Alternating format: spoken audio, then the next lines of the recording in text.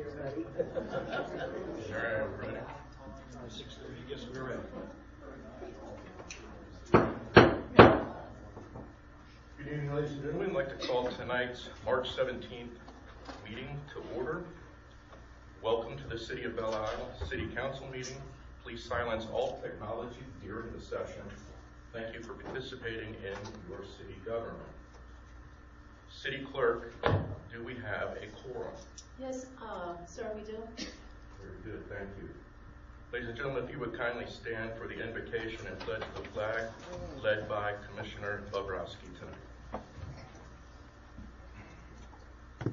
Dear Father, we pray to you for guidance in our decision making. May we rule with a clear head and not emotion. May we do what's best for the citizens, residents, and employees of our fair city. And may we just also ask if we could have nice weather for our Easter egg hunt, which is coming up on April 4th. In your name we pray. Amen. Amen. That one or this one? I pledge allegiance to the flag of the United States of America and to the republic for which it stands, one nation, under God, indivisible, with liberty and justice for all.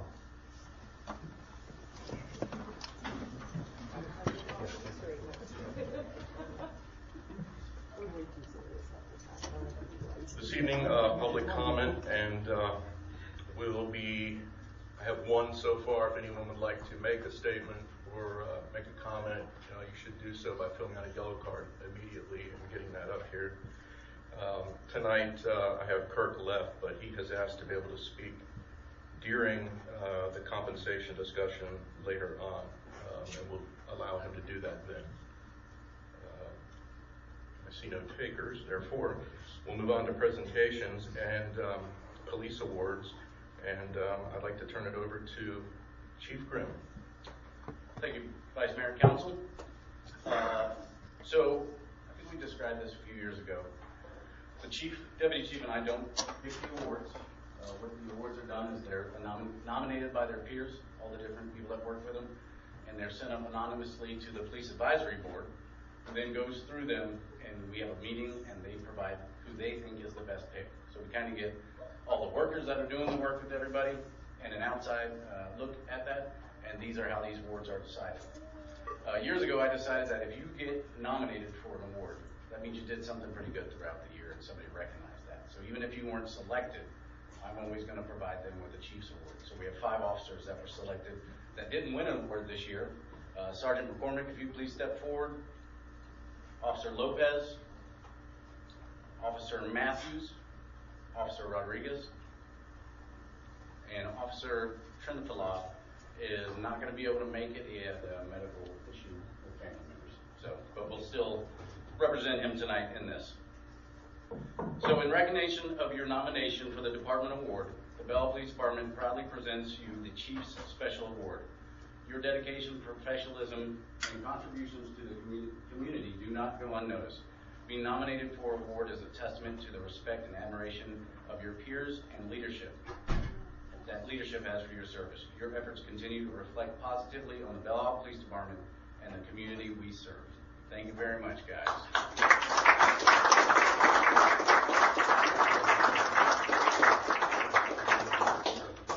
Hey, Chief, do you want to do pictures after every one, or do you want to wait till the end and then come up for pictures? I'd say we wait to the end for everybody to come up, because I'm trying to not draw this out, so we'll try and get through these pretty quick. Okay, thank you. And Sergeant McCormick, if you'll stand fast up till they leave. You guys good?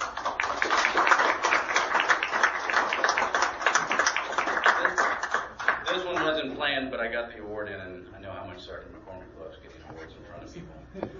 One of the special classes we go to is the FBI LEADA training system, and it's a tier of 3 classes, and it's for executive leadership in law enforcement. And once you get all 3 of those, you get awarded the Leadership Trilogy Leadership Trilogy. It's the Supervisor Leadership, Command Leadership, and Executive Leadership presented by the FBI LEADA course. So, Nice. give this to Sergeant.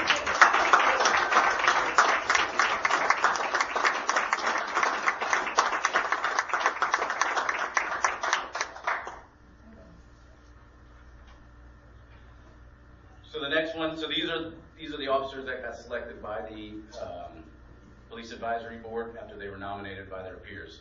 It's my honor to present the Patrol Officer of the Year to Officer Stephen Schaefer.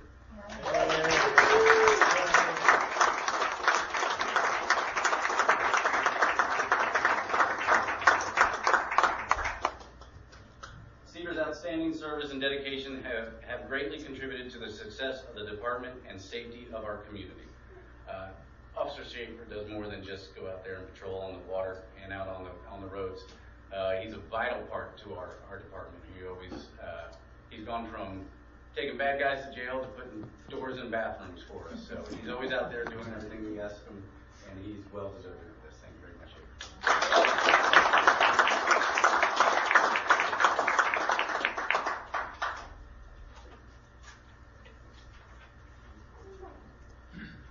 So it is my honor to present the Distinguished Officer of the Year, and that goes to Canine Officer Belle.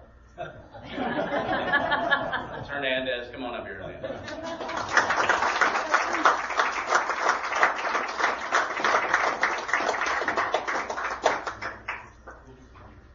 Officer Hernandez's exceptional service and dedication have made a profound impact on our department and the community.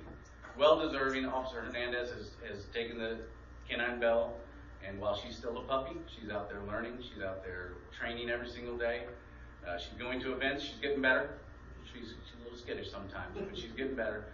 But not only is he out there every day patrolling the city that we ask him to do, but he's also helping train that dog, which will one day find somebody very important. So thank you very much, Officer.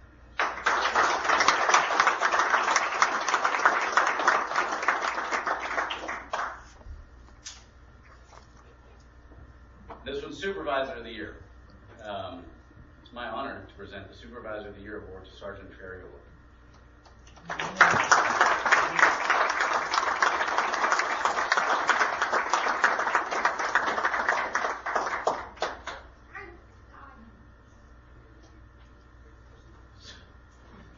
His outstanding service and dedication have greatly contributed to the success of our department and the safety of our community. One of the worst things you can do in law enforcement, or probably even regular business, is be in the office all the time. Because then you get the guy that walks by and says, "Hey, you, I need you to do blank." Unfortunately, CID, which he's in charge of in the schools, and code enforcement, he's at the office all the time. So he gets a lot of hey yous. And he takes them and he gets them done, but he also, this is showing that not only is he doing what we ask him as leadership, but his peers are noticing that he's the one out there doing the job for them, and they respected him for him because he got nominated for this award. Thank you very much.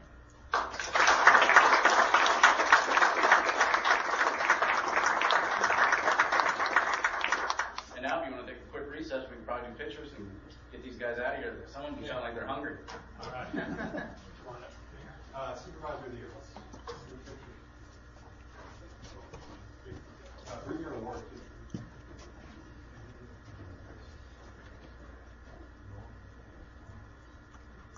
We'll do one with the chief first, and then if you want to do one with the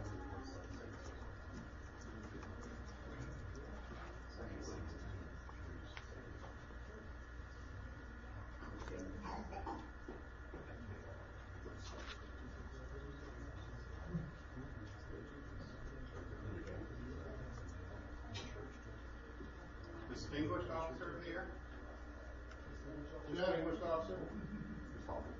Distinguished Officer.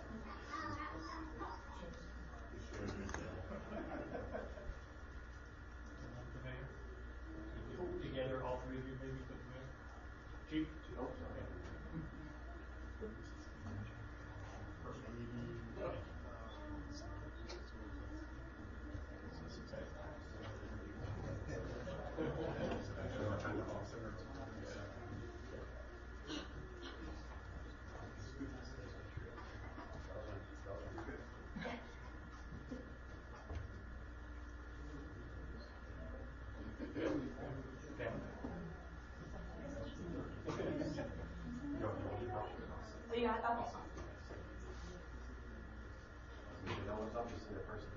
Yes.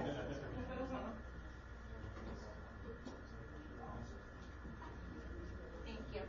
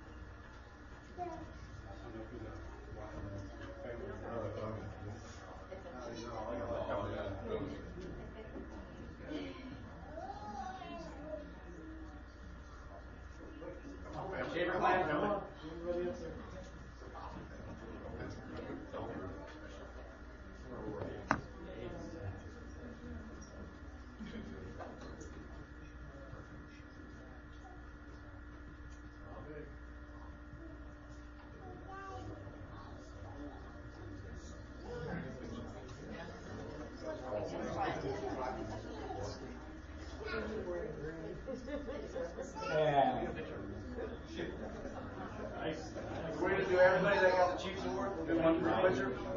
Chiefs Award. Chiefs Award. Chiefs Award, everybody.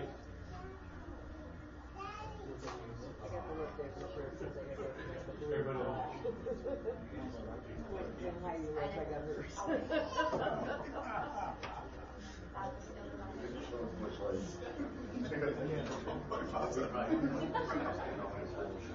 Yeah, he's black, all black. Unless you got Black, one fan. black shirt. Yeah.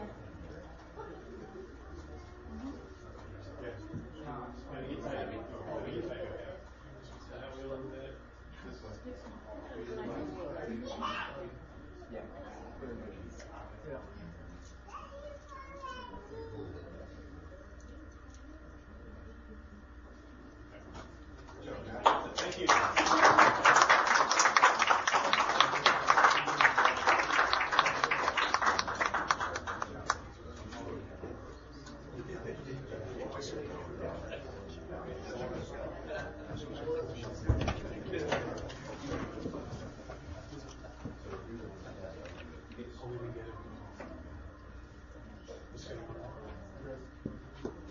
Skip one more. Make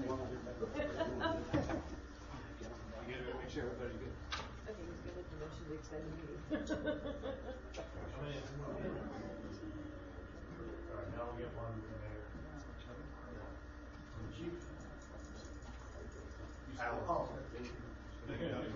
Shift this thing out. There we go. All right. How about over there? Good?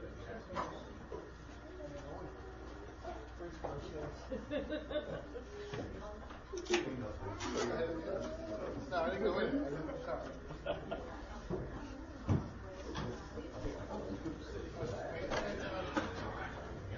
What, no awards for on-job injury of the year? No award for the weirdest on-the-job injury of the year? Oh, now we have stuff in Your picture's called a mugshot.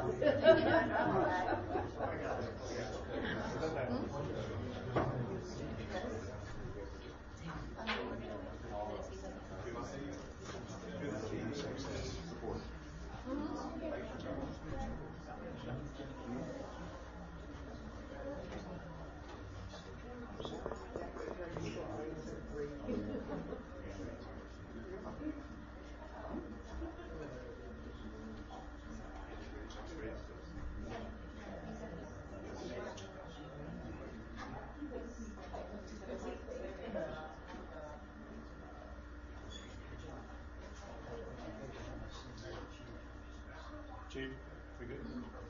All right, folks, we're going to move on to the next letter B under presentations regarding special events and turn it over to our city manager. Thank you, Mayor. Come on up. Antonio, right, is your real name? Antonio, yeah, but you call me Tony. Yes. So, everybody, this is Tony. He's kind of the guru behind this special events committee now. And we wanted Tony to come and kind of just give you a brief overview, kind of what the special events committee is doing now, the events that are coming up, and then maybe some future events that we may add or may not add. But I thought it was nice for Tony to come and just kind of give you an idea of what's going on with the special events committee now. So, Tony, I'll turn it over to you now. Thank you, Mayor. Thank you. Good evening, Mayor and Council. So my name is Tony DeViva. I live in District 3. I also serve as the chair of the Belle Special Events Committee. First, I want to welcome our new committee members. I'm very happy. We finally have a quorum. It's been a long time, but we have enough members to hold official meetings now. So it's a big step in the right direction. So thank you to Tanya, Carly, Sandy, and Joan for stepping up and serving your community. Okay. I also want to thank a couple of people. I want to thank the Belle Isle Police Department, the city staff, and the businesses that help make all these events possible. Like, without you all, definitely wouldn't be able to pull this off. Sergeant Wass's experience and how to do things, I learned the hard way by not taking his advice for the first event I did, but ever since then, just listen to him. He knows what's going on.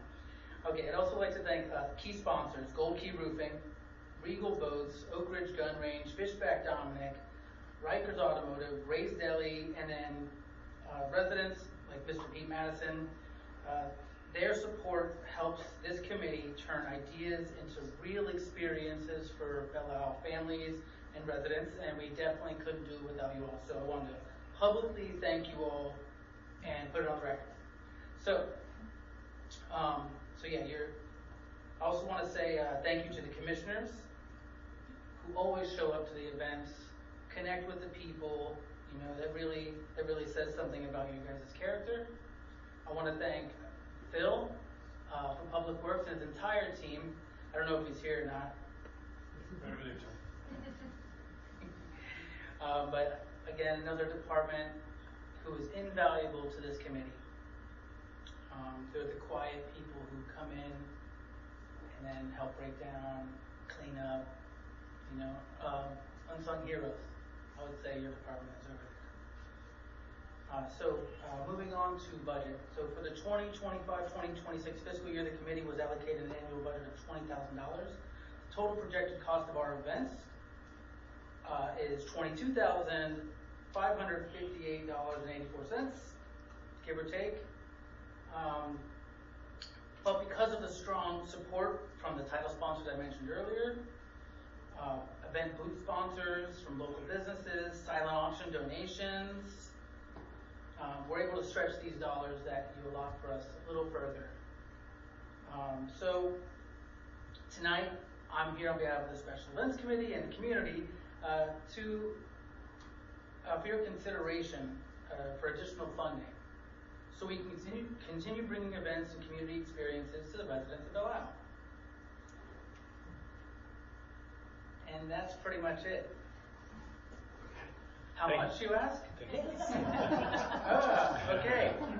So our deficit pre-sponsorship and event income is about $2,500, right? So I would say about $3 would probably cover that in the event of an unforeseen, right? I'd hate for something in businesses are like, we have no money for marketing or additional spend.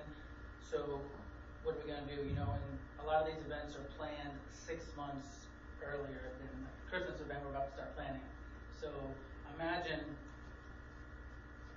planning that money and then sponsorships don't happen like you plan, and then things happen, we understand, but that would cover it. And then ideally, in a perfect world, because our committee is growing stronger with our new members, we have more people with new ideas who want to bring different types of events to the community. Like we all know the ones perhaps. The Boogie on the Bridge, amazing. Light the Way, the Easter event that's coming up on the 4th at 9 a.m.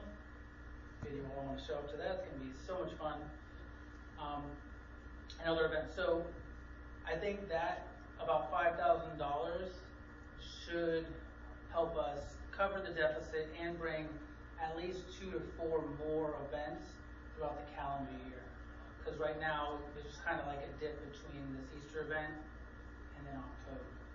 So we have 2 events in the works for that time, but we could do so much more diverse things, you know, for all types of people in our community. So I will open the floor to questions. Is that how it works? Yeah, so before we start questions, Mayor, thank you, Commissioners. So we will work with Tony and the Special Events Committee for this new fiscal year budget, and we'll be talking to him about what his need is, what his desire is, put it in the budget, and then once the budget committee gets it, we'll be talking about that. So we will definitely look at what we can do for the next fiscal year. So I just want to make that comment. So thank you, Mayor. Anybody have any questions for Tony? Not a question, just a quick comment. I've been trying to return the elf costume from Christmas. It's actually in Yolanda's office, so you're missing it. You were on a list. I know. I'll make sure to take you You off checked it that. twice, 'cause that wasn't. You're not alone. Okay, good. No, I did bring it. You're welcome. Thank you for all you do. Okay. Anybody else? So what other type of events are in discussion? So currently, we're in the planning stages of 2 events that are happening. May 16th is the first one. It's a working title, but essentially there's a period in all of our lives when the unforeseen happens. It's a preparation event for people who are aging, the aging members of our community. Some maybe aren't as informed as others. Some younger people like myself who have parents who are aging. This panel style discussion will have thought leaders from different aspects like this: wills, estate planning, fraud, scam prevention, things like that. And they'll speak and we'll have an open forum Q&A. It looks like a breakfast type kind of event. And that'll be here on May 16th. And then another one we're planning is a kind of like a paddle out. If you're not familiar with stand-up paddleboarding, canoeing, anything. It originally started as like a lake cleanup, but you guys do a really good job, and the community does a wonderful job of keeping these lakes clean. So we'll do that, but the primary is to get everyone out and paddle around the lake. And one year we'll do one lake, we'll do another lake, and another lake. And one of our newer committee members had that idea. We voted, thought it was a great idea to get out there and use one of our treasured national resources, right? This lake is beautiful. So those are the two events we have in the works now that are outside the normal scope of our events. So you have an event in April? We have the Easter event, but that one is our regularly scheduled annual Easter event. And actually, fun fact, so we have a new police dog named Belle. If you haven't met her, she is adorable, droopy bloodhound, awesome, right? So we're kind of pivoting the theme this year. Now it's going to be Belle Easter egg hunt. So if you haven't met her yet, community, come on out that day. Get your picture with her if she wants. You know, she's young, so she's hyper, but yeah, it should be a great time. April 4th, 9 a.m. Thank you for that. Commissioner Bertone? No, I'm good. Very good. I'll ask another one. Sure. So do you have a full committee now, or are you still looking for members or volunteers? So I'm always looking for volunteers. We do have room for at least 2 more members, and that would be so helpful in the event someone can't show, because we're all volunteers, we all have families, we have the unforeseen that goes on, right? So if someone drops out, we have a meeting planned, we have to cancel the meeting and then scramble to pull off events. And I just want to get past that phase of this, right? I want to get past that scrambling to figure it out phase. I want us to be moving forward confident. Oh, they can't come, no problem. We still have a quorum, we can still make decisions and vote, and then help move things along. This is fun. Please ask my question. Commissioner Bertone? Thank you, Your Honor. Are you full staff? Do you have a representative from each district now? Thank you for that. No, we don't. That is one of my initial goals, right, is to have at least one person from every district, so every district can have representation in the events we're doing. I mean, it's an inclusive committee, so yeah. Maybe we Thank you could for saying that. put something out, looking for volunteers from the districts that are missing. I don't know which ones they are offhand, but. Tony, are you aware? Yeah, I'm making a note because that was a really good question, and I don't know. Okay. But definitely District 1 and what district are you in, Commissioner Howard? 2? So definitely 3 and 2 are represented. They are appointed at large. Okay. So it's not per district. We changed that about a year or 2 ago, so it could be at large because we couldn't get for certain districts. Yes.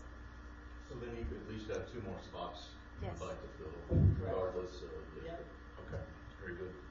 Well, Tony, thank you, and please thank Tanya, Carly, Sandy, and June. It's I very know nice. Tanya's watching, so. Good. Well, thank you to Tanya. All right. Thank you all very much. Thanks. Thank you. All right, we're going to move on to consent items. These items are considered routine, and one motion will adopt them unless a commissioner requests to have an item removed from the consent agenda and considered separately. I have a motion. Yes, sir. I'd like to make a motion that we accept the 2 items listed on the consent agenda. All those in favor? Aye.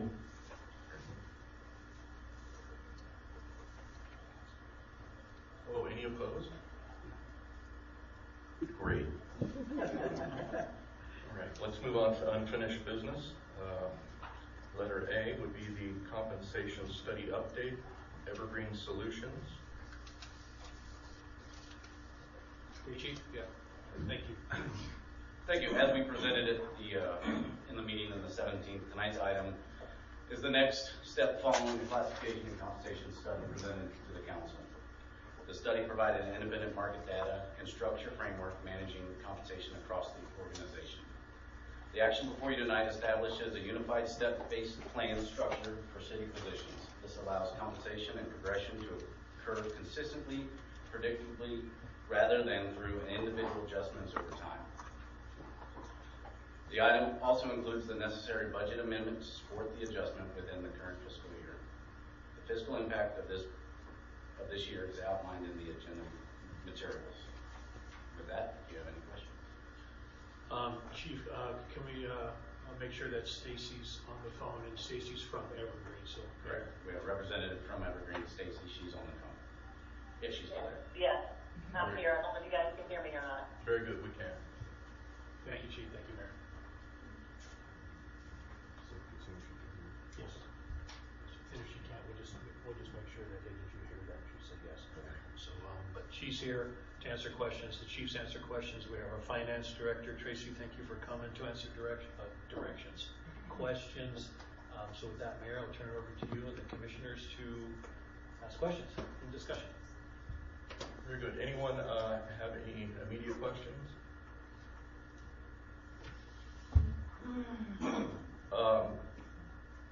Commissioner Bobrowski. Thank you. I've been struggling with this big time, and I was under the assumption when we voted on Resolution 26-03 the first time that it was basically accepting the findings of Evergreen, not necessarily implementing the process. And in talking to several people, basically by approving Resolution 03, the new step payments would go into effect April 6th? 9th. Okay, am I correct in that? Correct. So we brought the findings to you at the last meeting. Right. And we said we would bring this tonight with hopes for action one way or the other tonight. Okay, I have concerns because other than percentages and a all-inclusive dollar amount, the uniformed end of it is clear to me. I just kind of feel like we're rushing through this quickly. And as much as I've talked to everybody about this, it's just, I still think there's a lot of answers that are needed. And maybe I'm the only one feeling that way. But, and then we have Resolution 04, which isn't so much salary as it is additional funding to stormwater and, well, no, it is also the implementation of the Unified Step Plan. Are we ever going to see an actual dollars and cents thing before we vote on it, saying this position will step up to this amount and every year they get a 3% increase? I know you've got one, but I've never seen one for non-uniformed. So that was provided in the initial pay grades that showed you all the steps in the presentation on the first night, on the 17th of February. It shows each grade that was provided. For uniform? For all employees. It was for all. It had the initial PowerPoint and then all 5 of those recommendation sheets, and all that information was provided on the 17th when we brought.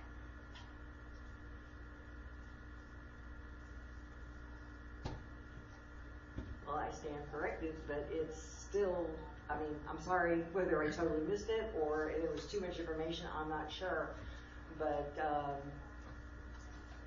am I the only one that feels like I'm still kind of in the dark?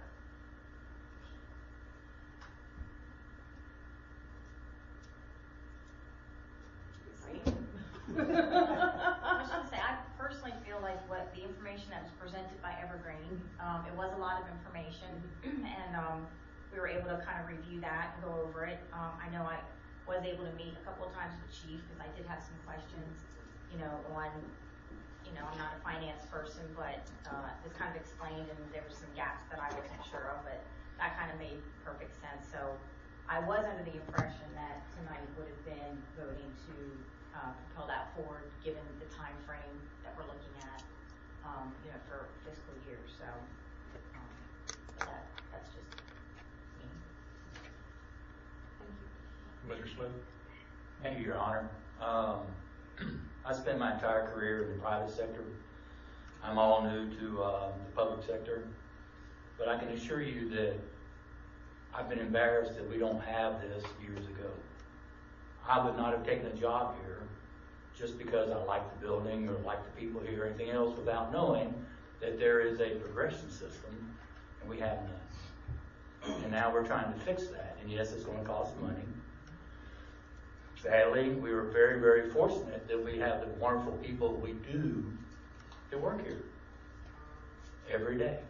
But we owe it to them to give them some sort of structure so that they know tomorrow, a week from Thursday, 3 years from now, if they're in their present or possibly a higher position, what their salary could be. We can love them all we want. We can thank them every meeting. We can do all those things, but we can't buy them food at Publix with those thank yous. And I believe this is the right step, and this is the right time to step up and do it. Thank you, sir. Commissioner Lance? Thank you, Mayor. Being in business going on 47 years now, I understand this completely. I don't have any problems with it. I've met with the chief a couple times. I've talked to some residents. I've only had one resident that I talked to this morning and had some concerns. But we do need to step in the future. I'd said in the meeting that when you presented this, that used to the generation that I'm in and maybe a little bit younger, that wasn't the number one thing. They weren't looking for salary and benefits. They were looking for a job that they love to do. That's changed with the newer workforce and generation today. The first thing they look at, and this is statistics, you can read it, I read this stuff all the time. And number one is salary and benefits, and then everything comes after that. I really believe we need to step into the future. We need to be able to have this package, so let's say someday Yolanda retires. We need to be able to hire someone that's going to come in and be job ready day one. And we're not going to be able to get that person if we're not offering the proper benefits and salary.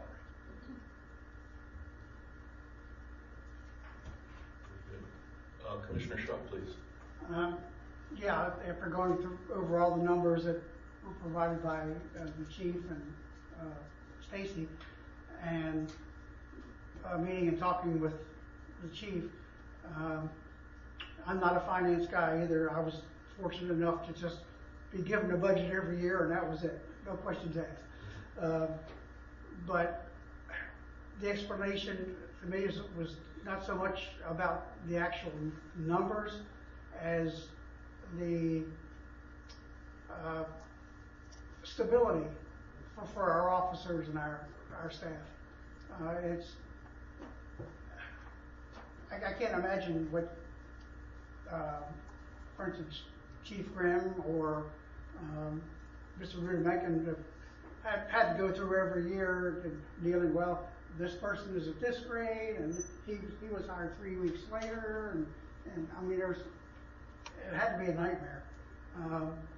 I think this really codifies everything that we would like, at least I would like to see in our budget and our pay plan.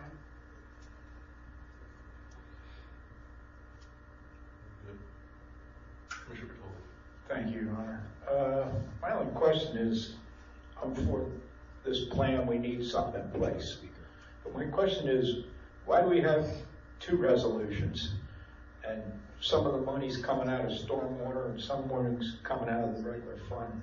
What is the purpose of this? It's all coming from the same pie. So I think I can answer this somewhat educated. Tracy may have to help me out on that. So one is implementing the actual salary study. That's and taking the resolution of that to say this is our new pay plan. The second one is making an amendment to the budget for this fiscal year because the money's not allocated in those sections. And we do take some salary money out of stormwater. We have the ability to do that, and that's why we're taking that money. A little bit out of stormwater and the rest from the general fund, if that makes sense. Yeah, I hear the reasoning. To me, it's all coming from the same pot. So it is. We're just making sure that it's allocated and listed on where we're doing that from. Thank you. You're welcome.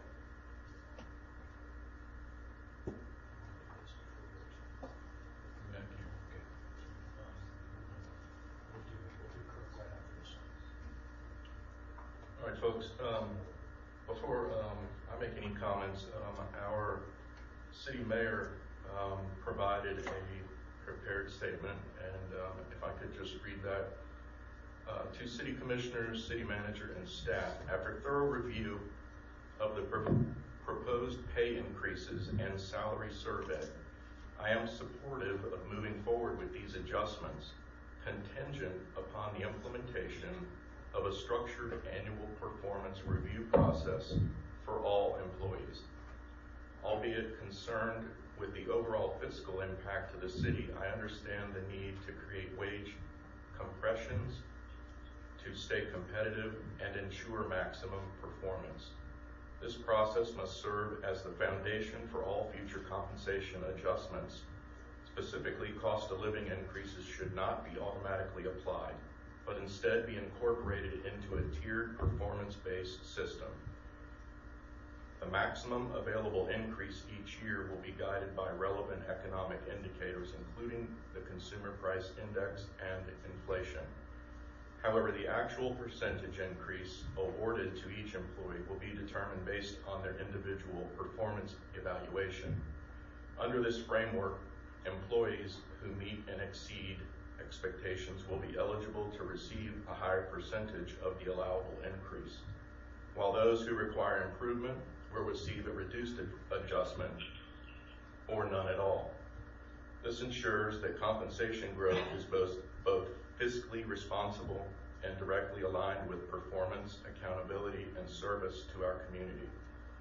By adopting this approach, the city reinforces a culture of excellence, transparency, and merit, while also safeguarding public resources. It is critical that we reward performance and create clear standards that motivate continuous improvement across all departments. Therefore, my approval of the proposed pay increases and salary survey is contingent upon the establishment of this annual performance review system and the integration of CPI and inflation-based caps into a performance-driven compensation model. Thank you for your continued commitment to serving our city and its residents. Sincerely, Jason Carson, Mayor, City of Belle Isle. Thank you, Mayor. We can go ahead and go ahead. I just want to comment on that just quick. Like, I met with most of you guys. That's not one of the only policies we'll have to create should this get approved. We have a draft plan for evaluations. We currently have an evaluation policy, but there was nothing that followed it as far as merit increases or anything like that. So it was kind of lacking and didn't get done as much. We do have a draft plan that meets most of those standards that the mayor is asking for, and you guys will control the COLA moving forward, and you control all of the pay every budget year, just to make sure that everybody understands that. But it would have cost us a lot of work to go through all the policy and make all the policies prior to any implementation of this plan. Thank you, Chief. Mayor, we do have the request, and actually, Kirk, if you want to come up, Kirk is one of our long-standing members of our budget committee. I think I have.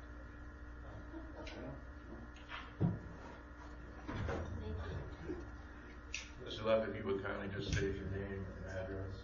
Kirk Leff, 2704 Neal Avenue. Thank you, sir. I'm in District 5. I just want to follow up with Evergreen. I think they've done an excellent job. I'm 29 years in business, retired, moved back to Belle Isle after retiring. I was on the budget committee during the transition to interim city manager, and we all at the budget level were kind of surprised that there wasn't anything really formal that addressed the pay rates for the non-uniform group, and we did our best at that time to try to determine how to adjust rates. This is a very, very well done report. They looked at a lot of different jurisdictions. Obviously, most were larger than us, but that allows a good opportunity to look at job titles, job description, as well as compensation. And on behalf of the budget committee, we believe this is really the direct way to go. And I think with the additional discussion as I've heard so far tonight, especially the mayor's statement, it kind of brings it all into a package that'll be very equitable, manageable, and the high performers will benefit from that. And obviously, those who are not performing well will probably end up getting replaced or whatever by someone else. But we on the budget committee feel this is a huge need in the city, and we endorse it 100%. Any questions? Thank you. Thanks, Kurt. Mayor, we'll turn it over to you.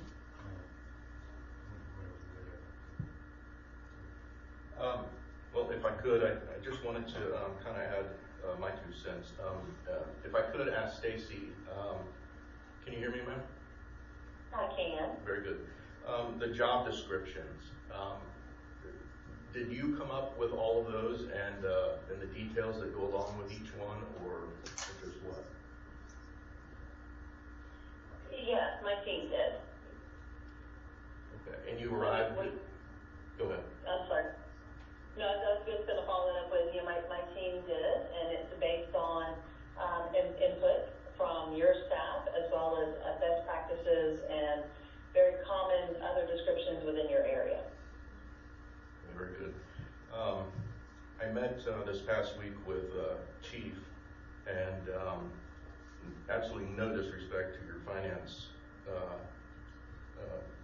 knowledge and so forth, but I went across the street to meet with Tracy just to kind of ask some additional questions and make sure I understood everything, and I think that's usually it's my understanding, and just making sure I have full command of everything. And she did mention that some of the salaries come out of stormwater, and that seems great. I don't understand why it does. I mean, I heard you say it, like we understand that it does, but why does it come from there? Well, the state allows us to do that because it's a separate fund, and that fund has to be managed. So you have to use administrative time on that. So you're allowed to use salaries from that. If I may, so part of some of our salaries based on what, let's say for me, what I oversee. So I oversee every single department, including stormwater. So my time spent on the stormwater fund may be 20%, 30% of what I do every day, and then the rest is operations and some of that. So to help pay for my salary or some of the salary, like Phil's salary or Tracy or somebody who's working on a number of different departments and divisions, there's an administrative cost that you can take from that particular fund or that particular line item to help pay for salary. So my 100% of what I do includes stormwater. So for stormwater, I may spend 2 hours a day, may spend an hour a day, may spend more a day, right? So there's an administrative cost that comes out of that, and that is why some of that comes out of the stormwater fund, because you want to be able to use the revenue coming in to pay for those expenditures. It's a normal thing. I know in some of the other agencies, some of my stormwater was quite a bit higher, right? Because I spent a lot more time on that. But that's what basically it is. It's the pool of money that you spend the time, and it's an expense, so you pull it from that particular revenue source. But it is absolutely legal because there are administrative costs associated with those funds to use for doing the work. Tracy, did I say that? All right, okay. And it's been like that since we created the stormwater fund, correct? No, I put it in when he was here. Okay, so Bob added that to it. So whenever that was, 2017, 18. I'm not sure what it is. So thank you, Mayor. Very good. exactly what Tracy told me. I wanted it to be just put out there so that everyone understands why it does. The other thing I was surprised to find out with speaking with her was, we were talking about salaries and on the city hall side, and I was surprised to find out that she has never had a review pre City Manager Rudimenkin and prior, and and the time I spent in business, private world, I always got some form of review to figure out where I stood as an employee, and typically if I had met or exceeded my goals that year, I would receive some form of merit increase. From what I understand, that hasn't happened except through COLA, which I suppose is seen as a bit of a raise. It is a raise, but not in the merit sense. So while it may help folks be able to meet their bills and pay things as inflation rises or what have you, they're not being rewarded for the amount of years that they've committed to the city, for the time they put in, for 12-hour days during budget time, and even for our city clerk, who is often here bright and early and hours after meetings, certainly. So I hope that with the mayor's statement here, is that being implemented as contingent upon that? I think it should be. I think we should all want that for everybody.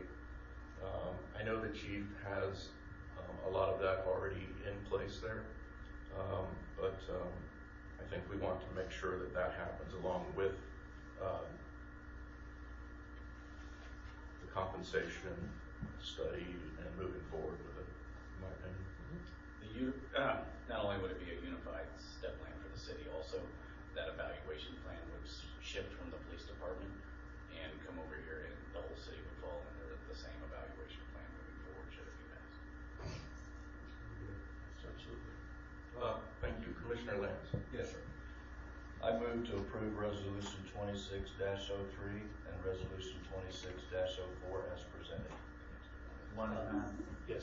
Oh, Thank you, Commissioner Smith. Yes, so if you, let's go back, let's take care of the first one first. Resolution 26-03.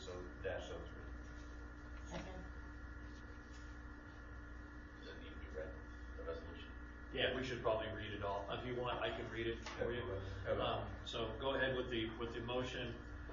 Resolution number 2603, a resolution of the City of Belle Isle, Florida, approving a unified step pay plan for all full-time city employee positions, approving the assignment of positions to pay grades, approving the transition of employees' salaries using the hybrid year parity method, approving an additional appropriation not to exceed $205,000 for fiscal year 25-26 to implement the unified step pay plan, authorizing the city manager to implement the plan, providing for implementation and providing for an effective date. Thank you, Mayor.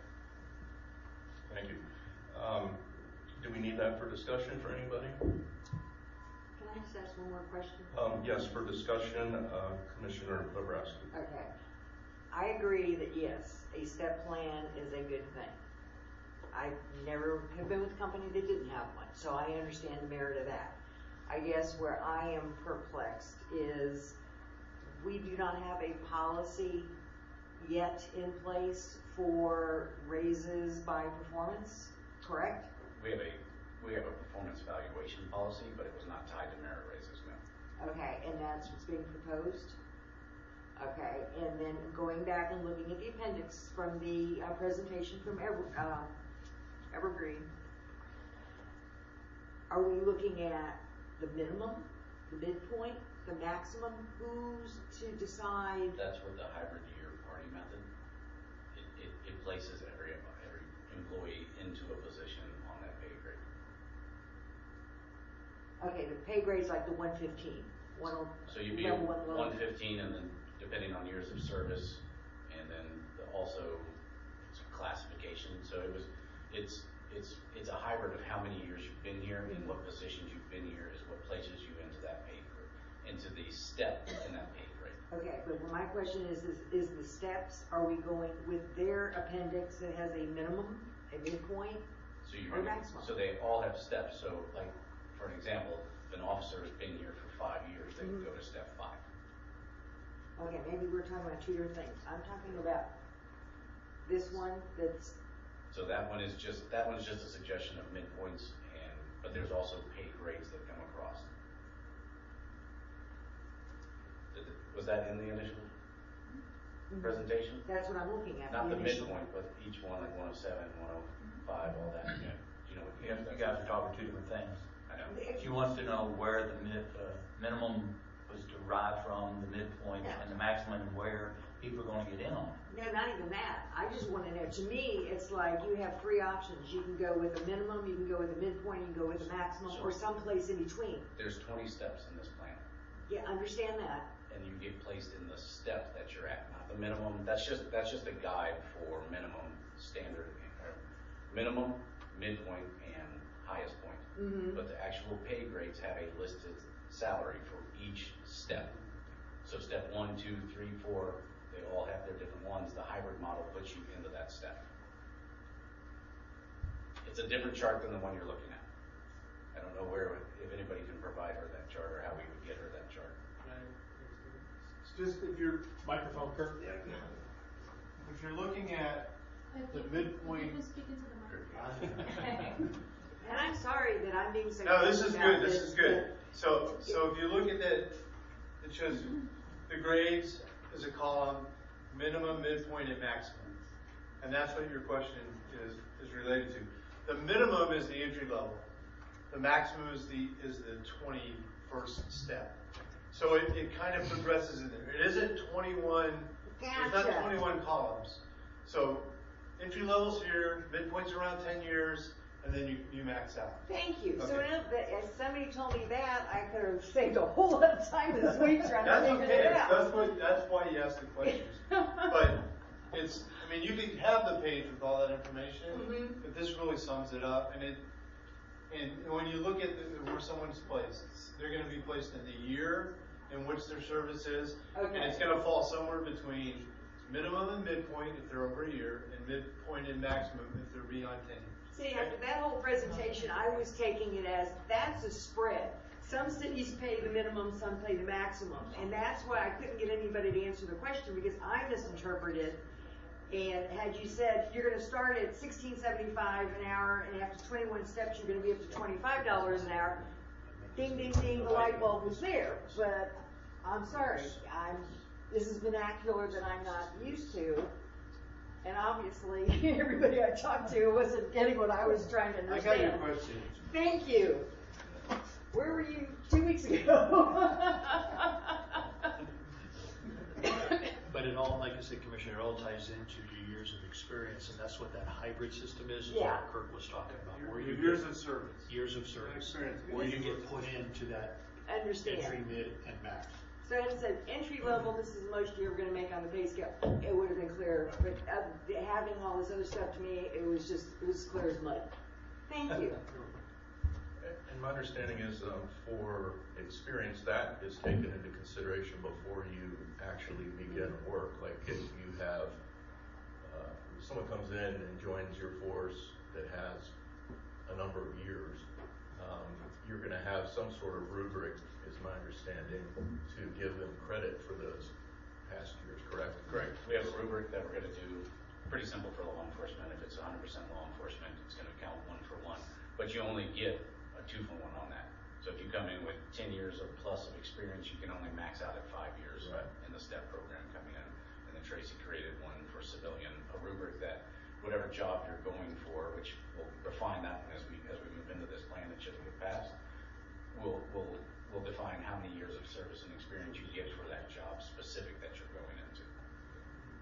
as I recall, you said the maximum for your side would be the same, correct? 5 years?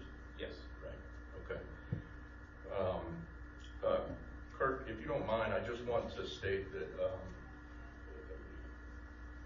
your statement that you made is your opinion, or are you speaking on behalf of the entire board? And the reason I ask, sir, is because I received a call prior to today's meeting from board member Evertston indicating he was not in favor of this move, and I just wanted to make sure that that's clear. We as a board approved this. I don't know what the vote was, but it was enough that it approved to be recommended.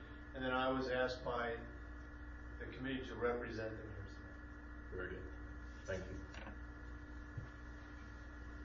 Anybody else have anything else? Fantastic. I think we'll vote. All those in favor? Aye. Aye. All those against? Very good. Do a roll call for a resolution. We can do that. Sure. I'm going to start chronologically with Commissioner Bertoli. Aye. And Commissioner Bobrowski. Leap of faith, aye. And Commissioner Shuck. Aye. Commissioner Lance. Aye. Commissioner Lowell. Aye. Commissioner Smith. Aye, aye, aye, aye. Yes. Commissioner Parton. Aye.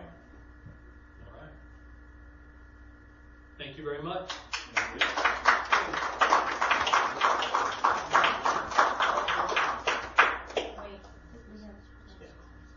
So with that, Mayor, we need to go into resolution 2604, and we will need a motion and a second for that resolution. And then once the motion and second is done, I will read the resolution. Very good. Do I have a motion for resolution number 26-04? So moved. All right. Second. All right, thank you, Mayor. Commissioners, so I will go ahead and read the resolution that was nominated and a motion made.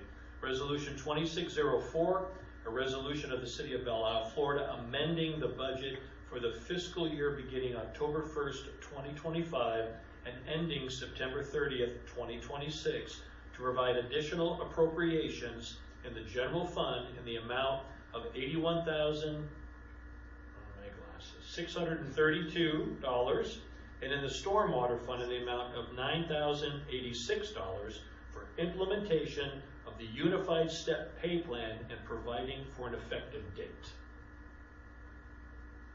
Very good. Does anyone wish for discussion, or can we move forward with the vote? Seeing as there's no one that is, we will move forward with the vote. All those in favor? Would you like a roll call again? Yes, please. Commissioner Bertoli. Aye. Commissioner Bobrowski. Aye. Commissioner Shuck. Aye. Commissioner Lance. Aye. Commissioner Lowell. Aye. Commissioner Smith. Aye. Commissioner Parton. Aye. Thank you very much. We appreciate everything, you guys, and we will move forward with these things. So, Mayor, I'll turn it back over to you for the next item. Thank you. Thanks, Chief. Thank you for your time on this. Thank you, Stacy, for joining us. Thank you, Kirk, for being here. And Tracy and everyone that put a lot of time into this process. Hopefully this carries us forward and legitimizes us even more so. We'll move on to letter D regarding 3904 Araujo Court condemnation update. And I will turn that over to City Manager. Thank you, Mayor, Commissioners. All right, we had a lot more things go on with this. So if you remember the last meeting, Commissioner Bobrowski, thank you, made a motion, and it was seconded and voted on to allow the new owner, Bernard, to go ahead and pay the fines of $19,000 and change by today at noon, which he did not do. So I basically, it gets better, I basically emailed him last week and also emailed him Monday, and kind of a change of events. I am holding in my hand the demolition contract that Bernard went in with his contractor to demo the house themselves.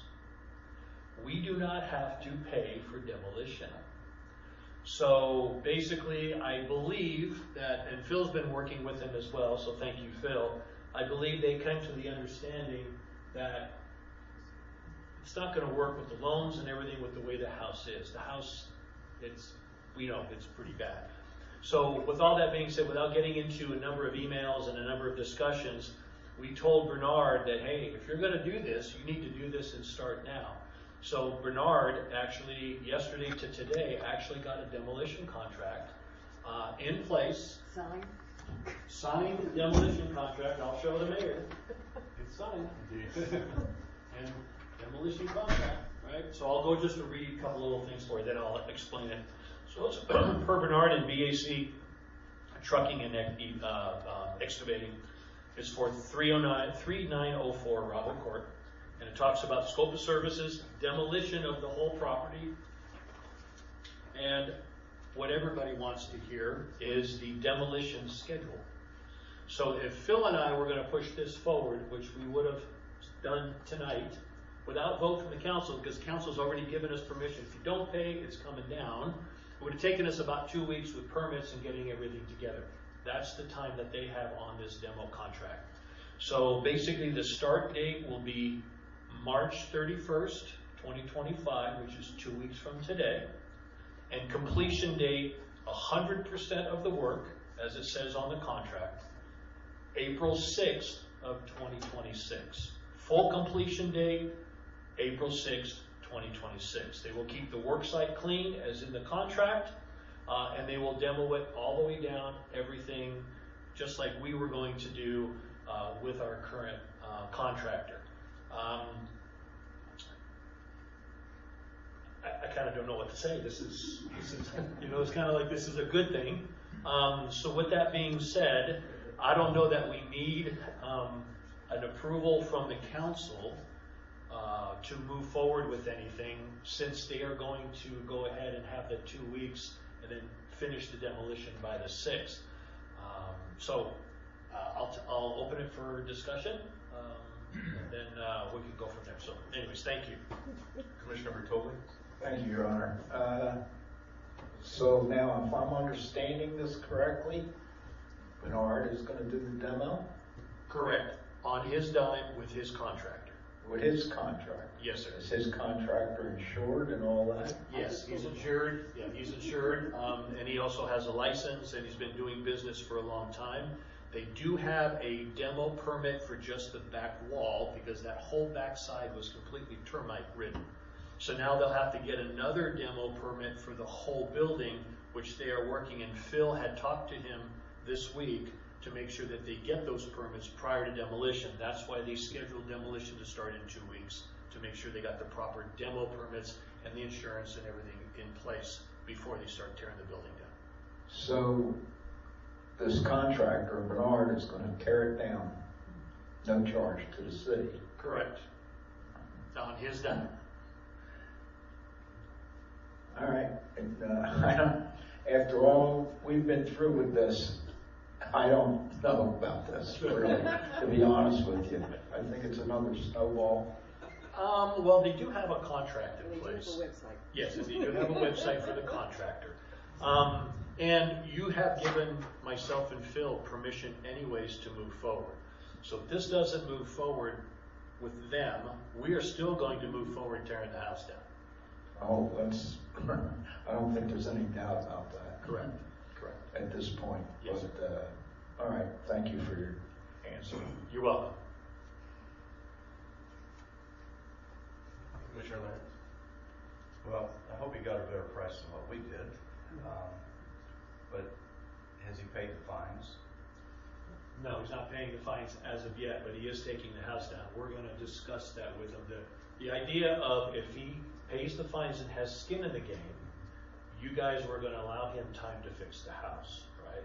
Now that he's going to tear it down, I'm going to talk to him about those fines.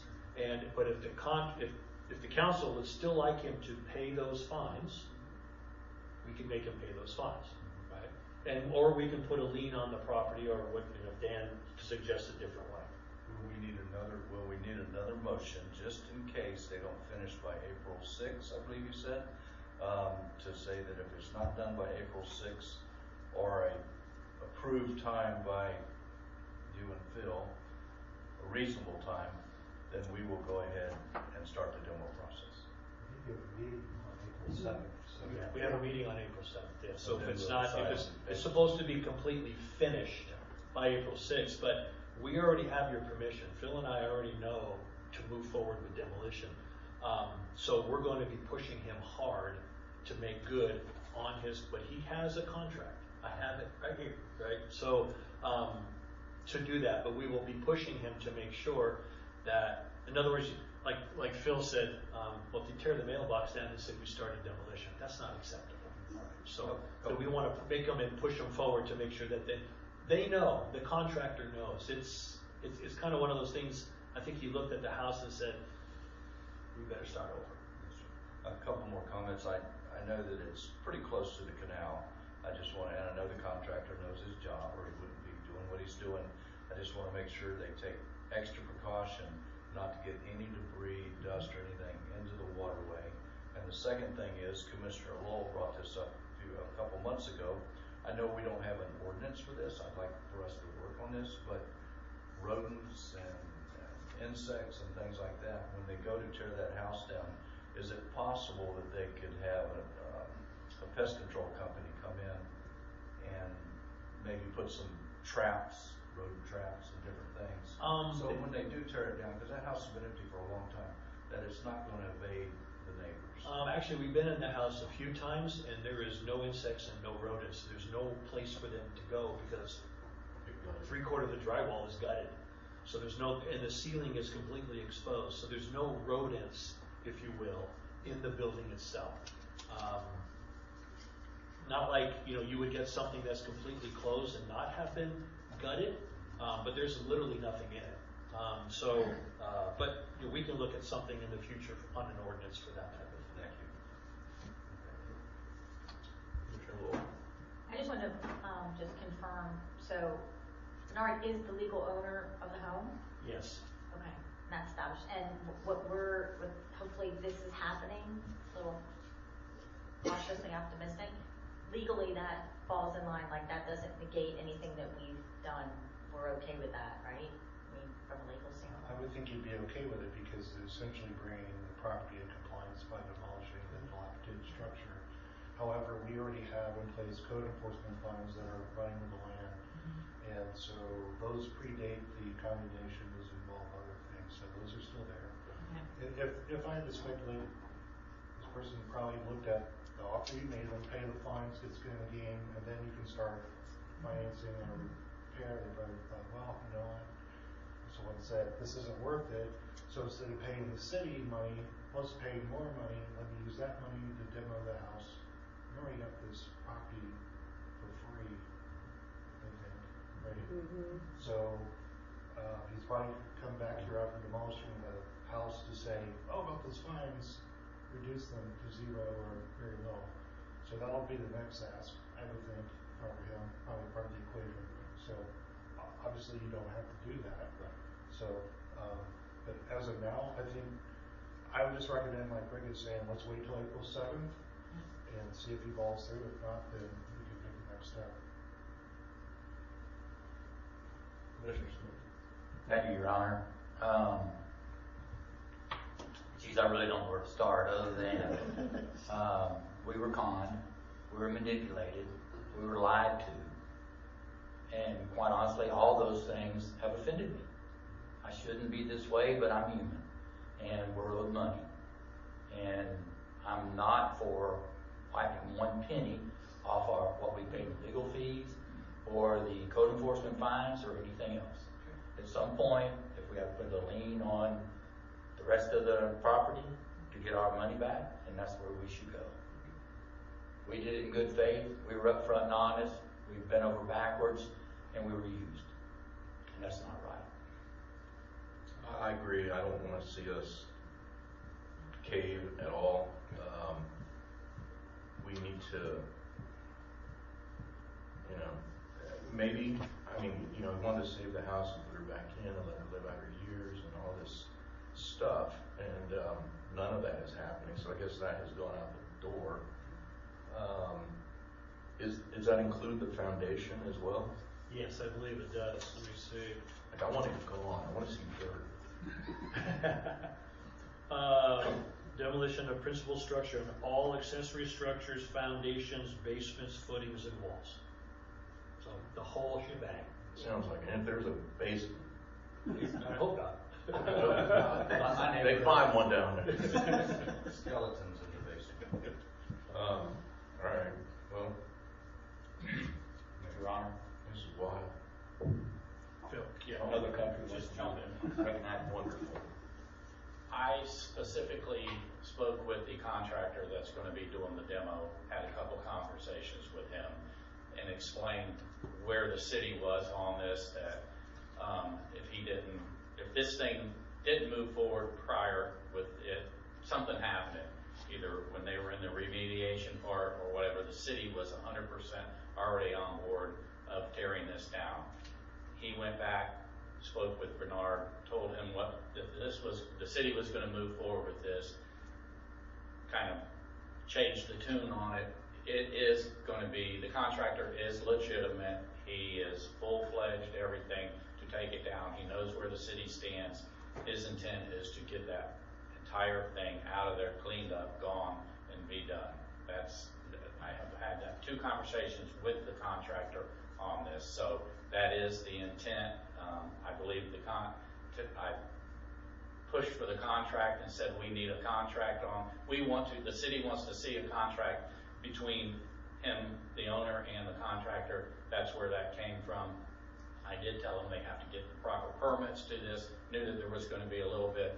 Rick and I are going to try to help a little bit with that by pushing UES to get this going so there is no delay in it, so that it can go and it can happen, and this can be done out of everybody's hair. Yeah. Well, thank you for making that happen. You're welcome. And your question, Phil. If this falls through, will this contractor give the city, I believe I got the nod that yes, he got a better price than what we did. Will he transfer that same price and contract to us? As far as I know, yes. I spoke to the contractor about that and said, listen, if you can't push your client or the owner to do this, would you be willing to, because he threw a number out that was going to save the city a little bit of money. Wasn't a ton, but it was, every dollar helps. And I said, would you be willing to cut a deal with us and do this for the city as well? And he said yes. So the contractor has no skin in the game. When I say the contractor, the demolition contractor has no skin in the game other than to demo the house and make money. And one last comment. With the permitting, I'm assuming he has to go through Orange County. I just don't want them to have to pay impact fees. I want to make sure they got all the proper documents, because if they don't, then they'll end up having to pay impact fees before they build another house. I have nothing to do with the impact part of it. That's a whole different story. All we're worried about is getting that house to the ground and gone. Well, we'd like to see a new house. Well, I don't know if he's selling it, keeping it. I don't know that. $25,000, I believe, for impact fees if the proper permitting's not done, and you have to apply for that permit, I believe, through Orange County. I don't know. It's just a question I have. And I totally agree, Commissioner, with what you said, but still, I have to still try to help the person because he's going to be building a home there, and I want to make sure he doesn't have to put any more money. He already has to. I don't know if he's selling the property or what's going on, to be honest with you. I can't answer that question. We just want the house. I just don't want to be vindictive. And as far as, like Rick said, I've been in the house numerous times. I don't believe there's an issue with the rodents and all that. They've long gone scattered. Thank you. Commissioner Bertoli? Thank you, Your Honor. I just want to parlay on to what Commissioner Smith said, and they are my feelings exactly. The city should retain that money. There's no way we should give it up after what they have put us through. Thank you. Commissioner Brown? I'm going to go a step further. one, I'm surprised we haven't levied a lien against the property. And I would personally like to see a lien put on the property as soon as possible. Because if this property comes down, he may already have a buyer for it. And I know fines stay with the property, but I don't want them being passed on to somebody else. Does that make sense? Just to clarify, there's already a lien on the property. The city has the lien for the 19,000? Yeah, we have recorded code enforcement liens against this property, plus a condemnation order that's recorded that runs with the property. Perfect. We just don't have any lien for attorney fees for the property, but the council has already said they want the attorney fees paid. So okay. Yeah, the lien will be for the code enforcement, and then we will enforce that the attorney fees need to be paid, and then we'll see what they say, and then we can come back to council on the 7th if something is awry or whatever the case may be. Perfect. How do we come up with a number on what is owed in attorney fees? Is that something you guys We can compile? work together on that. We don't need to decide that tonight because we don't have a. No, I don't want a number. I just want to know. And we have a number. The chief put a memo together that actually separates the code enforcement fines from the attorney fees currently that we have invested in that property. Yeah, because this is not what I thought we would end up doing. Honestly, I thought the guy was the bid. So, you know, with that in mind, you know, the only thing he could do is quit claiming to get into somebody else, but nobody could begin building there because you're going to need permits, et cetera, to do all that. And with all the liens in place, they can't pull that off. I mean, potentially, you know, usually a buyer's going to want title insurance, and when the title company's going to require the liens to be paid off or satisfied in order to issue title insurance. But someone could take the risk to use all cash to build a house without paying the lien off, but unlikely. I mean, at some point we're going to get paid.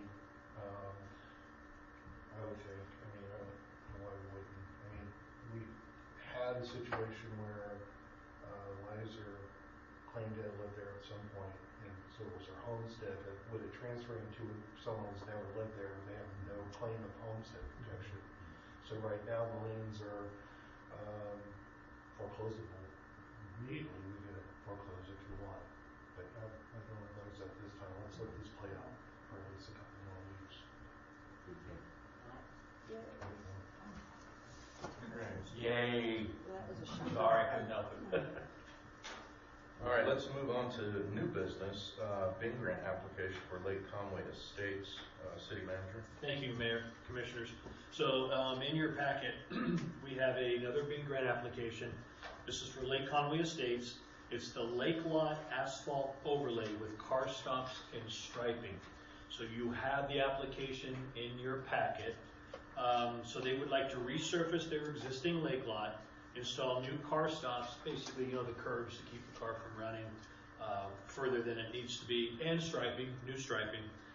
It's in need of repair, and they, in their BIN grant, I'll go back to that. In their BIN grant, they're asking for the grant amount requested is $12,635. They do have the project information. They were requesting the entire asphalt be removed and replaced with the car stops and the complete overlay. It's their parking lot and their boat ramp area, if you will, on the north side there of south side of the third lake, but north side of the community. Am I getting that right? Yeah.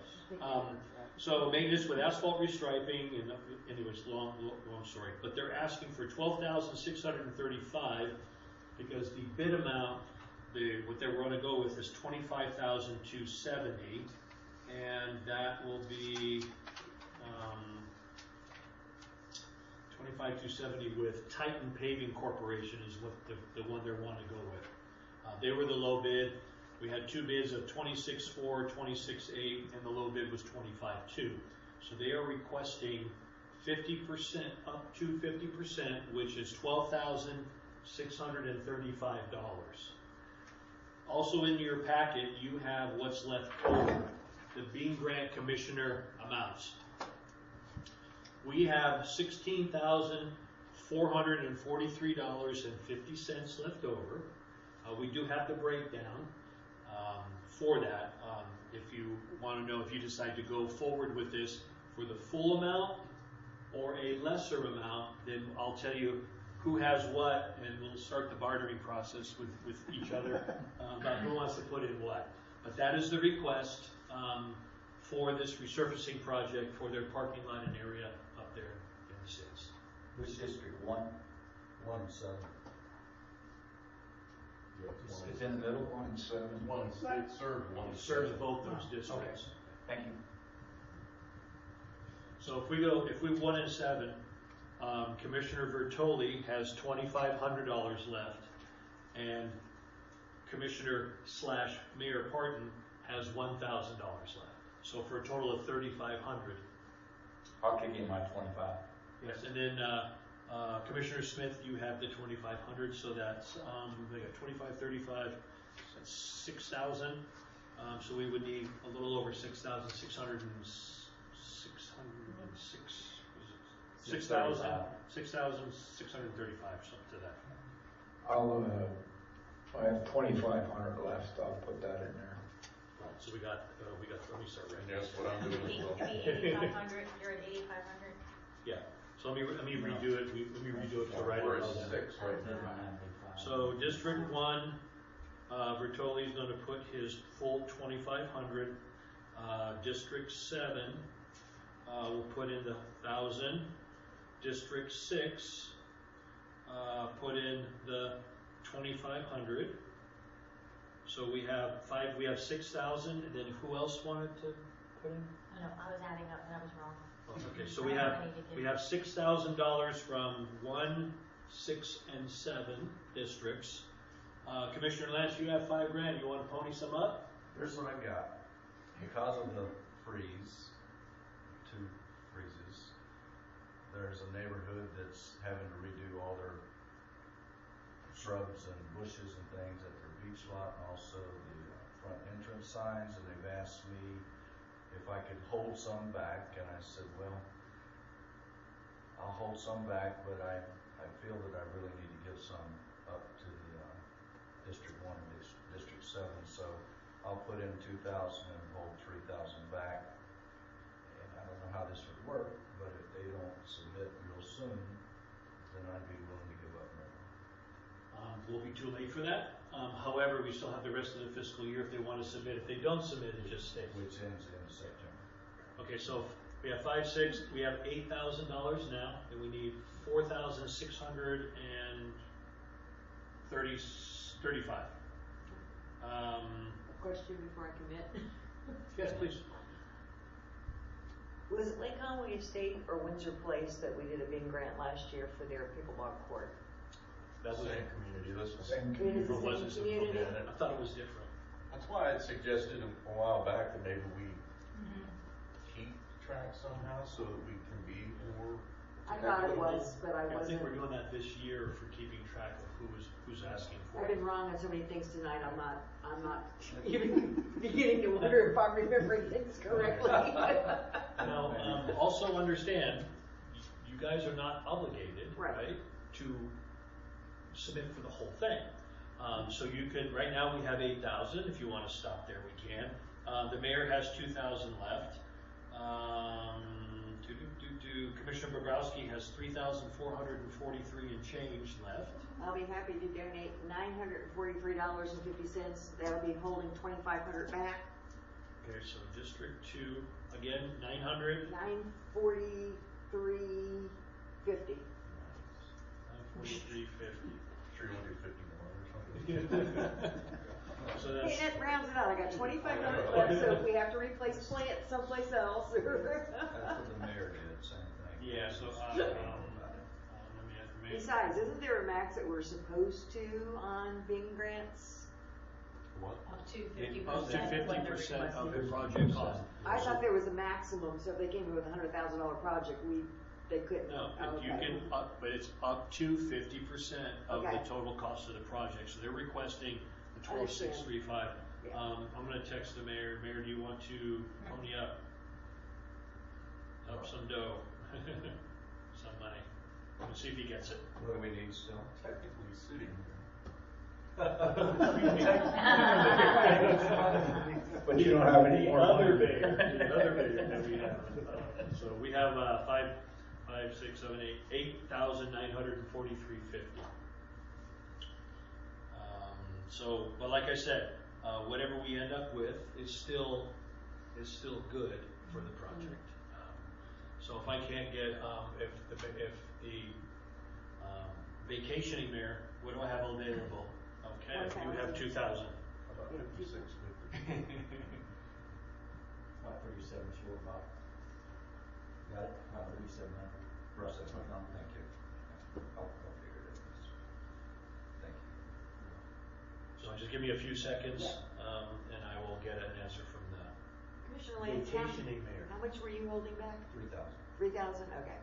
He gave 2,000. Then take another 500 from me, and that way between you and I, if that other project comes due and they need it, we have enough 5,000. Okay. Okay, so you have another 500, Commissioner? Yeah, so now I. You said, have I given to District 1 yet? Have we given to, 14,43.50. didn't we just approve the courts paved? Yeah. That was last year. Yes. Last year.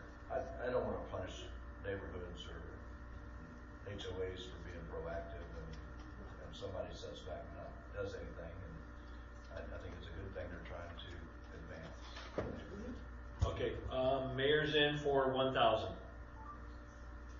And theirs is a Excuse me, vacation mayor. voluntary, yes, I believe, right? Are they voluntary? Yeah, I'm sure they are. They are. Yes. Yes, So let me add all this up.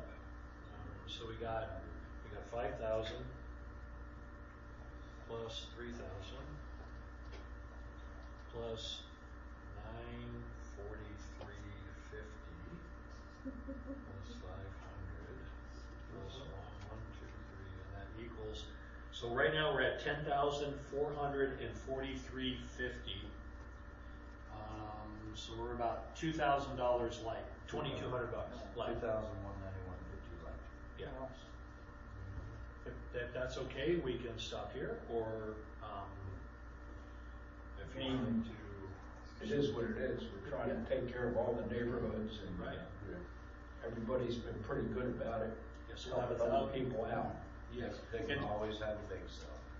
And if we do the 10-4, we actually have 16,443.50. So that would leave us with a square $6,000 for the rest of the year to engage somebody else if they want to do something.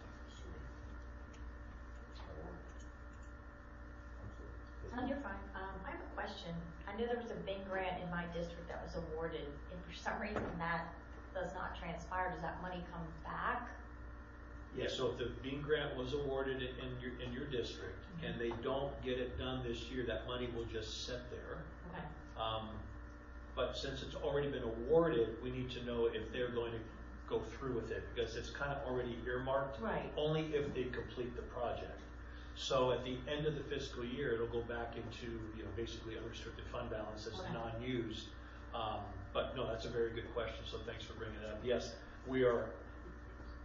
you voted to do, but they have to provide with the project, and they have basically the year to do that, whatever fiscal year it's in. So right now we're at 10,443.50 cents.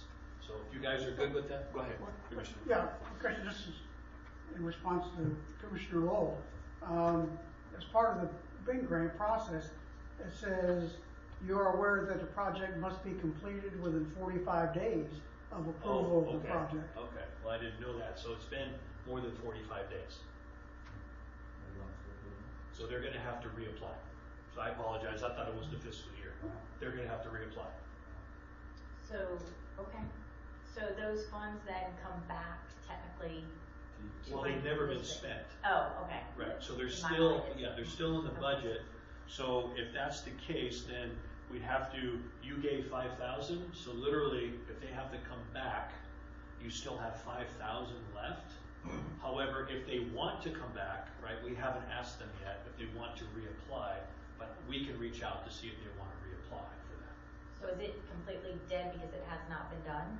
according to our criteria, if they have within, what's it say? 45 days. 45 days from approval, which you guys approved, of the project, and it's basically, it's not been done, like a month and a half. Question. Did any other districts donate money to your They project did, also? yes. So it's more than, Yeah, I'll have to go back and see per that, what that is, so technically we have more money to give tonight. correct. We still have enough money to give. We still have $6,000 left, even with that, like you're talking about that project. Even without that project we're talking, we still have $6,000 left.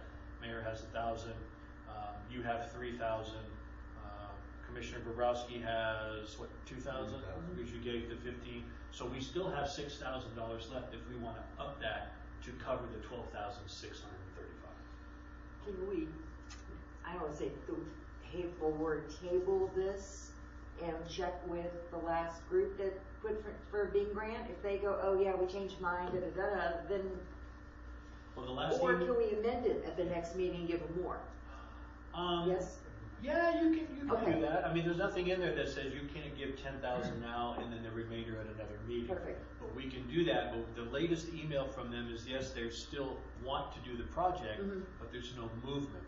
So I guess they're trying because they're trying to get the residents to do it. But it comes a point where they're either going to do it or you're not going to do it. But it's still, the money's available. After 45 days, it goes back to zero. You have to reapply. They can still reapply and then come back to the council and say, sorry, we didn't do it, but we'd like to continue to do it and we'd like you to pay 50%. Motion, Your Honor. Yes, sir. Thank you, Your Honor. I move to approve the Bing grant reimbursement amount of $10,443.50 to help with the financial cost of resurfacing the existing lake lot, installing new car stops, and striping for Lake Conway Estates. Second. Seconded by Commissioner Bobrowski. Doesn't have to give the breakdown on a motion. Breakdown of who's giving what. Did we do that the last time? I don't think we did. Okay, we can do that. I'll tell you and you can just state in the microphone, Commissioner. So if you want to do that, so from District 1. Yeah, because I've lost track. Yeah, that's fine. District 1 is 2,500. Okay. District 7 is 1,000. Okay. District 6 is 2,500. Okay. District 4 is 2,000. Okay. District 2 is $1,443.50. Okay. And the vacationing mayor is 1,000 for a total of the $10,443.50. I'm in agreement with the breakdown. Thank you. Are you, Matt? Yes, I second. Very In good. agreement. Do we need discussion, folks? Well, all those in favor? Aye. All those against? Wonderful. Thank you very much. I will let Jason know that the council has approved the $10,443.50 for his project, and let's get rolling on it. Okay. Very good. Let's move on to attorney's report, please. Yeah, good evening. I have a hearing on Thursday on the Cabedo case and motion for judgment on the pleadings. We'll see if we can get the judge to get comfortable with throwing the case out on Thursday. I'll let you know future meeting how that goes. This case has been pending for some time. The trial date's actually set for late July, and I know the plaintiff is going to make an attempt to try to push the trial, so we'll see how that goes. The other thing, Rick and I got notification from our insurance defense counsel that a long existing case that I haven't been defending because we have insurance that does that. It's the Rodriguez case involving a person that fell through the hole in the old bank building, settled. That case is settled with the insurance company paying 100% of the claim, the settlement. So the good news there is the trial is canceled and we won't have city staff or personnel having to take time to prepare for and attend a trial. So but good to have that one behind us, and that's all I have. Commissioner Bertolli? Thank you, Your Honor. If I could just swing back to the big grants, I'd like to see the rule change on those. I don't feel it's right that an association or residents should apply for a big grant and then by them getting prices and all, make part of the billing at their hours. Like, you know, I'm the administrator, or I went and got the prices, and the average price is $20 an hour, and I had 8 hours into it. I don't feel that's right. We're trying to help the residents make a nice town and community, and I think the money we approve should actually go for the work itself, not for administrative fees and all that. I think that should be brought into the big grant application. Thank you. Thank you. All right, moving on, city manager's report. Thank you, Mayor, Commissioners. You have my report, but I want to bring a couple of things to your attention. Okay, April 4th, Commissioner, for the April 4th. Our Easter event, yearly Easter event, so that's coming up. Dan already told you about the couple of the lawsuits we've been in, so some good news on the one. I want to talk about what the process is going to be really quick for our commissioner seats that are coming up. So I've had some questions on that, and thank you, Yolanda. So basically, we asked the council to go ahead early and advertise for District 6 and District 7. District 1 was part of the initial application process for the election. We had one person from that particular district, which is former Commissioner Ed Gold. He followed the process, and he basically will be in that seat coming up in April. So first, April 7th is the new month, basically starting for the new people and the new commission. So this meeting tonight will be, and very sorry to hear this, will be Commissioner Smith's last meeting and Commissioner Bertolli's last meeting. Thank you guys for your service. Basically, Commissioner Parton has basically applied for District 7, and thank you for doing that, Commissioner Parton. And so he will be part of the appointment, if you will, application for a later date, which will be the 21st. So we have one applicant for District 6 that has applied. Yeah. Seems like a nice gentleman. We got his information. So we have one person for District 6, and currently we have one person for District 7, who's sitting next to me. So we do have applicants for those two districts. So applications must be received for those two districts by this Friday the 20th. That is the 30-day window, because we got it basically advertised early. If we didn't have anybody, then we would have to come back to council and ask for another 30 days to advertise it again to see if we get any applicants. But currently, we have an applicant for each district, so that's good. So interviews will be conducted by the mayor and the city council on April 21st at 6:30 in this, basically in our council meeting, right? So applicants must be present for consideration. So what that means is our first meeting, April 7th, is for the swearing in for the election. Since we didn't have an election, because we only had one applicant, that applicant will be here, and that applicant will be sworn in on April 7th and be able to take the seat right away. That April 7th, Commissioner Smith and Commissioner Parton, Mayor Parton, will not be in their seats, and basically we will have two vacancies only for that one meeting. That's what happened last year. We had that. And then on the 21st, Commissioner Parton and the applicant for District 6 will be here in the meeting for the 21st to go through interviews with the council and for possible appointment. So it's a lot of information, but that's basically what we've done in the past and kind of how it works. So do you have any questions on that real quick? May I ask who the? Hold on, Commissioner.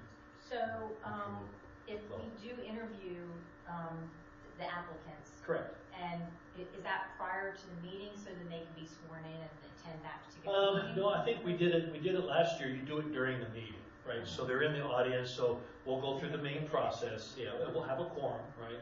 We'll have the meeting, because there's still 5, right? So, yeah, so we'll have the same process, start at 6:30, go through the thing, and then the first item will be interviews and possible appointment, and that's when we'll do it at that time. And if the council so chooses to appoint those individuals, then right away, and I believe, Yolanda, do we swear them in right there if they're appointed? Yes, sir. Okay, then we'll do the swearing in and we'll Okay. sit. Okay. Commissioner Nash, you have a question? May I ask who the person is for district? I believe his name is, Chris. Oliver, or something like that. Nice gentleman. I believe he works for Orlando Airport in some capacity there. He's got a nice family, and his application and his resume seemed really nice. So I'm looking forward to hearing from him. But that was the only one we received for District 6. So far. So far, yes. We still have the rest of the week. Yes, sir. Yeah. So we good? We're all good? Very good. Okay. That wraps it up, Mayor, for me. Okay, very good. Mayor's report, I wasn't provided anything in addition from Mayor Carson that I'm aware of. It's excuse me. Yes, it says city manager report, then it says mayor's report. So we'll go ahead and we'll forego the mayor's report and we'll finish up the chief's report in public works, if you don't mind. Oh, sure. Yeah, and you'll go right before Steal my commissioners. Yeah, it's all good. I want to get the mayor first, yeah. So, go ahead, chief. First, the police department and probably all the staff would like to thank Stan and Frank. You guys did an awesome job while you were up here. We appreciate it. Stan, you'll be missed out of the city. Frank, we're just still going to come by and bug you every once in a while. But we do want to offer, I think Tuesday is what we decided on. We have a little staff luncheon if you two can make it. And I think Yolanda's going to post it so if anybody else has the ability to make it. Just a brief one, just us thanking you personally and letting you. And I mean, some of Yolanda's chili, which is amazing, by the way. The BIP Appreciation Day 2nd Annual was a great event. I think I saw every single one of you out there. It was awesome. It's an event that's growing. Last year, I think we had 40, 50 people. I couldn't tell you how many we had this year. It had to be close up to 100 throughout the day. Yeah, it's really exciting, and I think we've learned a lot more throughout it. So we're doing a few things to maybe help expand it. Again, it's not a city event. It's done by the residents.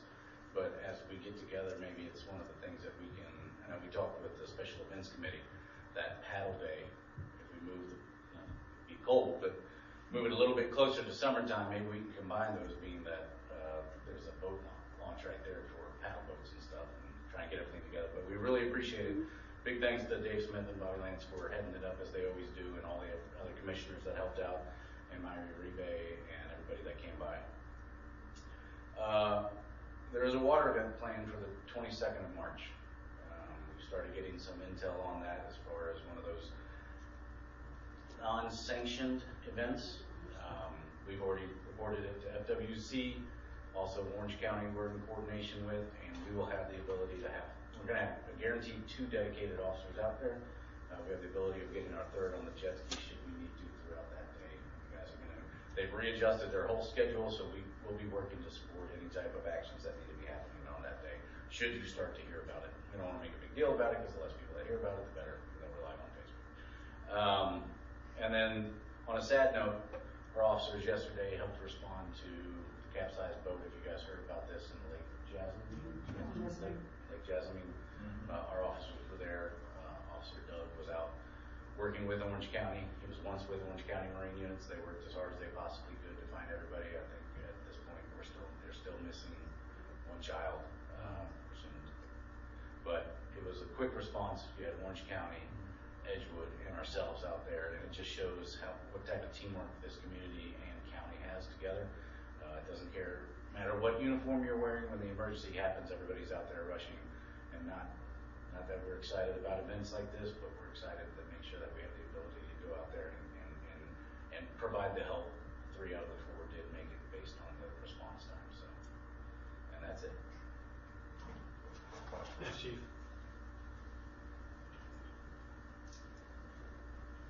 Good evening, Council, Mayor.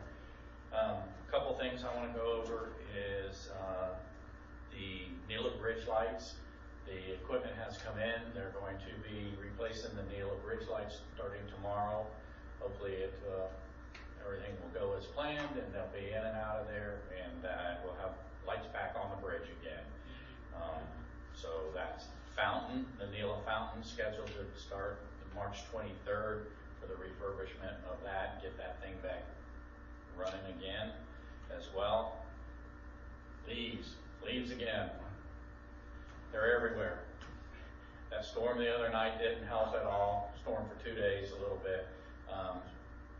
Orange County street sweeper is trying to get everything they can. We will end up probably falling back in, trying to do a little something. Actually this week, spring break, I have 2 workers that have kids, so I have half of the week. I have 2 gentlemen that are out, so I'm kind of short-handed this week, so we're not able to really jump in and do like we would like to, but see where it goes next week, and maybe we can jump in and help as well. JJ's has been slammed as well, from bags after bags and buckets and everything. They're trying to keep up. I believe I heard last night that they were still in the city at like 8:30. So they're trying to stay on top of it as well. So got to commend them for that. One thing for a couple of you commissioners on your way home tonight, Conway and Judge, starting at 9 o'clock, that intersection will be closed because they're doing the night work right there at that intersection to try to, not all of it, but they're getting some of that done. It won't be 100% complete, but I know there's a couple of you that go that way. I don't want you to get over there and be mad because you can't get through, and Public Works Director didn't tell you, so I'm telling you. So, Phil, why were they closed midday the other day? they were trying to get ahead of the game a little bit. I had talked to them, and they were supposed to be closed that night. So they did actually close that night, and they were going to do a little work and do 1 lane, not the whole thing, and they ended up closing that. And as soon as I found out, I went by, I called the contractor, and I went over and said, hey, thank you. We can't do this.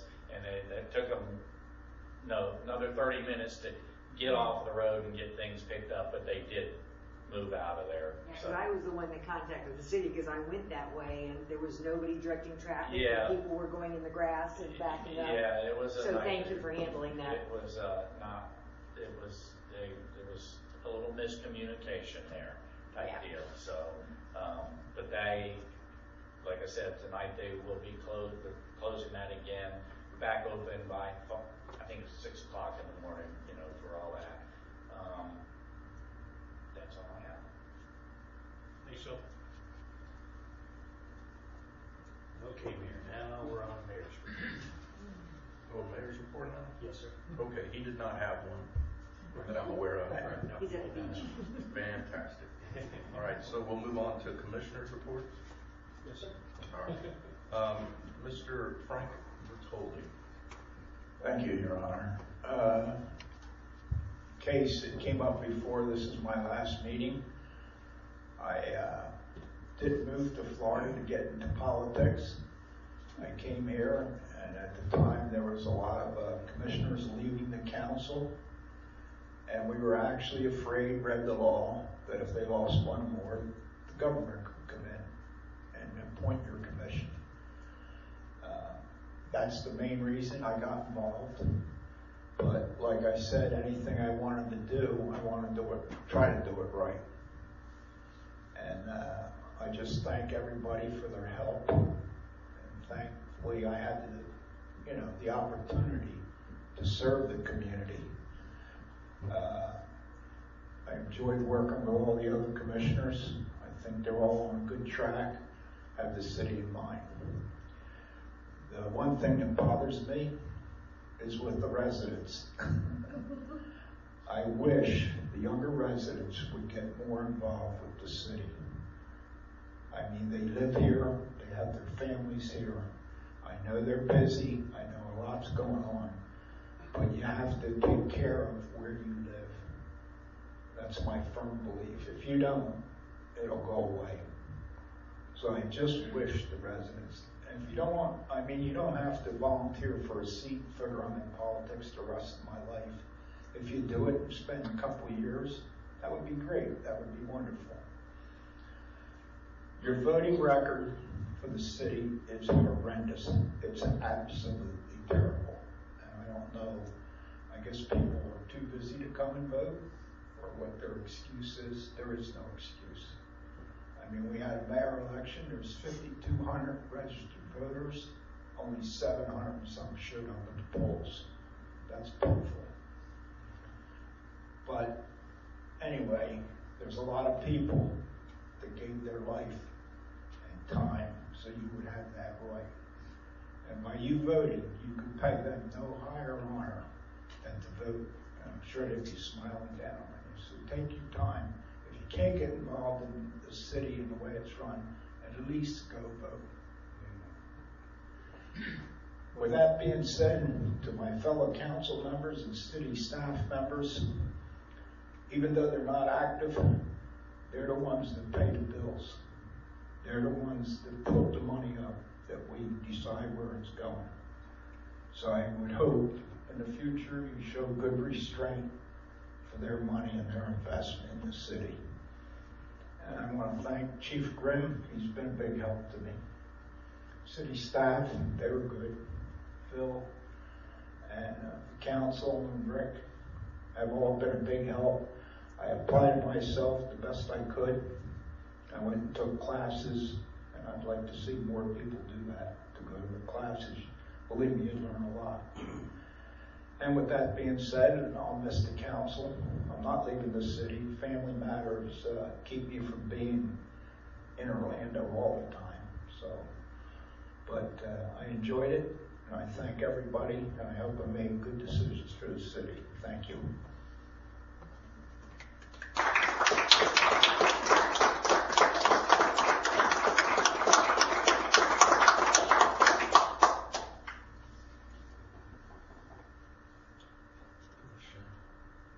All that holly.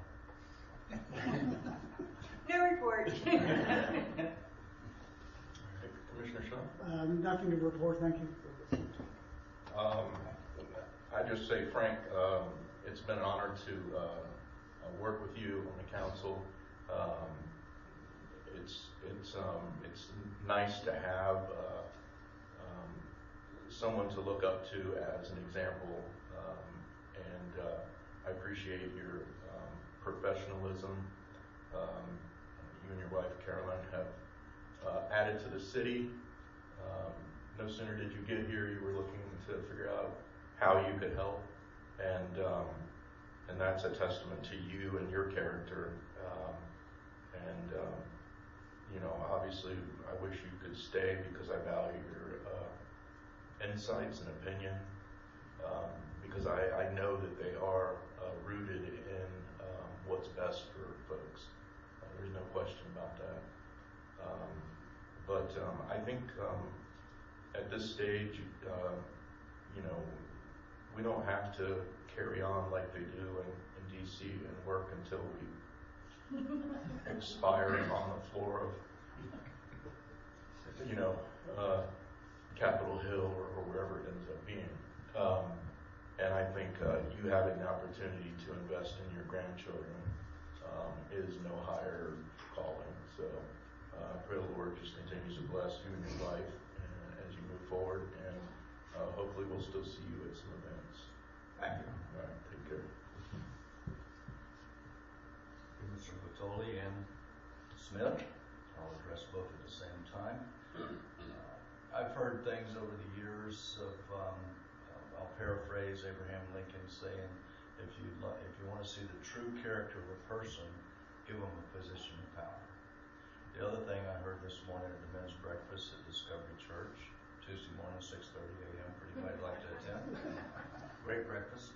And I'll paraphrase this one as well. I meant to bring the quote, was Ford magazines. And if you're in a position of power, you're not in a position of power to do something for yourself. It's to serve others. And I want to say that both of you gentlemen have done exactly that. You have done a great job serving others. It's been an honor and a privilege to have worked with you folks. And I got to say that you have always been polite and gentlemanly towards me, even when we disagree on topics. But I really appreciate your leadership, and I've learned a lot from both of you. And that goes for the rest of the board as well, as far as serving others. Thank you. Thank you. Thank you. Commissioner Wolf. Yep, I actually echo those sentiments. It's been fantastic working with both of you. I wish it were longer. I wish you guys could stay, but we certainly understand family matters. I understand that very well. But you will be missed. But we have had the benefit of your wisdom, and that helps me look at different sides and make sure that I'm doing what I can to better the community in the honor of other commissioners that have served, and will continue to. So I thank you for that. And Chief, I felt like the recognition of meeting the police department went really well. It was a good turnout. It was nice to see a lot of the family members as well. Went over and thanked several of the partners. It's not just the police officers that serve, it's their family members and their loved ones. And, we have to remember that when they're putting in extra hours as officers, their families are not having them there. So, I think that's important too, but I thought it was a really good turnout. I hope each year it gets better. I'm excited to hear everything that the events committee is going to be doing, so I think that's great. That gets more people involved, and I'll try and support and volunteer as much as I can. And, just wish the best for everything, so thank you.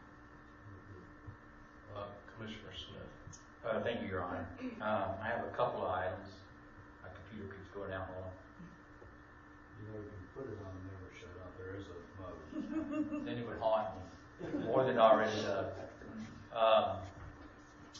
Whenever I was first appointed here, one of the things that I was honored, blessed to be appointed to was the board of directors for public risk management. It was our property and casualty insurance carrier. They meet 3 or 4 times a year. The next one is April the 10th. I don't know if one of you wants to volunteer or you want to think about who you want the new people coming in to be considered and all that, but someone needs to take ownership of it and go to the meetings. The next one comes up in Lakeland in June. There's a 2-day conference down in Port Charlotte. I think November is Altamont, and they'll hook you up anyway. But it's just as important as being here for every meeting because you're on the board of directors. When items come up, you have to vote. Yes or no. This is where we want. This is our money. This is what's being done. And this is how we want things run. I took ownership of it. I met some wonderful people. And I felt like it was just another avenue to service the city. He was asking me to do it. I did. And I learned a whole lot from it. So that's something that you need to activate fairly quickly. I haven't let them know yet about my pending departure. And I meant to bring this up several meetings ago. But anyway, missing one meeting is not the end of the world, but not being an active participant would be wrong for the city. Commissioner Smith, what's the date on that meeting for PR? April 10th. Okay. That one's in Lakeland. Okay. And then the Port Charlotte 2-day conference is June 10th through 12th. They actually, if you're only required to attend the board meeting on the last day, Friday, but they have breakout sessions for 2 days with the legal group, the adjusters. They had something going on all day, every day. And I went to all of them, even though the health ones didn't apply to me, but I learned something from going to all of them. And if you go to the meeting, they pay for your hotel for 2 days. plus all the meals. So it's a nice place, it's worthwhile, but it's to reward you for coming down and learning more about what's going on with the pool and how you can be involved in it. That needs to be taken care of. Okay. Number 2, I got the email from you, Mr. Rudy Meekin, about the evaluation form. Yes. I was quite interested in the fact that you don't intend to supply self-evaluation. Yeah, and the reason for that is because it's not a normal thing to do normally in any agency, and this form basically simplifies for you guys what we're doing, and you guys kind of already know what I'm doing, but if there's a consensus that you want me to do that as a council, I'd be more than happy to do it. I appreciate that. As you well know, I'm not steeped in the public side. However, I've never had a job where I wasn't asked to do a self-evaluation whenever it came merit time and or evaluation time. My boss always wanted to know what I thought my job was and how I thought I was doing it. And it opened my eyes quite a few times that he didn't see it the same way, shockingly. There is a section for me on that, but this is the first agency that I've ever had to do a self-evaluation. But with this simplified form that I sent you, which is what we talked about, there is a place for me down there to put comments, and I was going to do that. But if the council, consensus-wise, wants me to do a self-evaluation, I'm more than happy to do it. Well, a true self-evaluation occurs without any input from anyone but yourself. Correct. So you would have to do it without knowing what the members of the council are putting on their side of it. Correct. Okay. Yeah. I would like to see that, but again, I'm way out the door, guys. This one's up to y'all. So if you guys, do you guys want something like that, or not, or do you guys want to go ahead and do the evaluation yourselves? What is the will of the board? I would value your input. Yeah, I would like to see. Okay, yeah, not a problem. And last but not least, a little bit of history. Whenever I was a junior high school person, my father was on the county school board. Ran for election, didn't get paid, took the brunt of the abuse from all the people in the district whenever he made decisions that were right for the county and right for the kids, but it didn't fit in with what the people in the community wanted. I used to ask him, why do you suffer like this? He goes, I owe it to them to do the best job I can do to make this a better place. And it doesn't always have to be the one thing that they want. And I kind of brought that with me to this position. The most honor I've had in a long, long time is sitting here with you people. Mr. Lance, you're right. We don't always agree. Don't have to. In fact, the best part about it is we don't. Because we are all individuals and we all see things from a different perspective. But I've truly and truly been blessed and honored to have this. I have the utmost respect for all of you. The staff is second to none. And for that, and all the times that we've laughed and joked and stared down at each other, I want to thank you all. I've enjoyed it immensely, and I will miss you all. Thank you, Your Honor.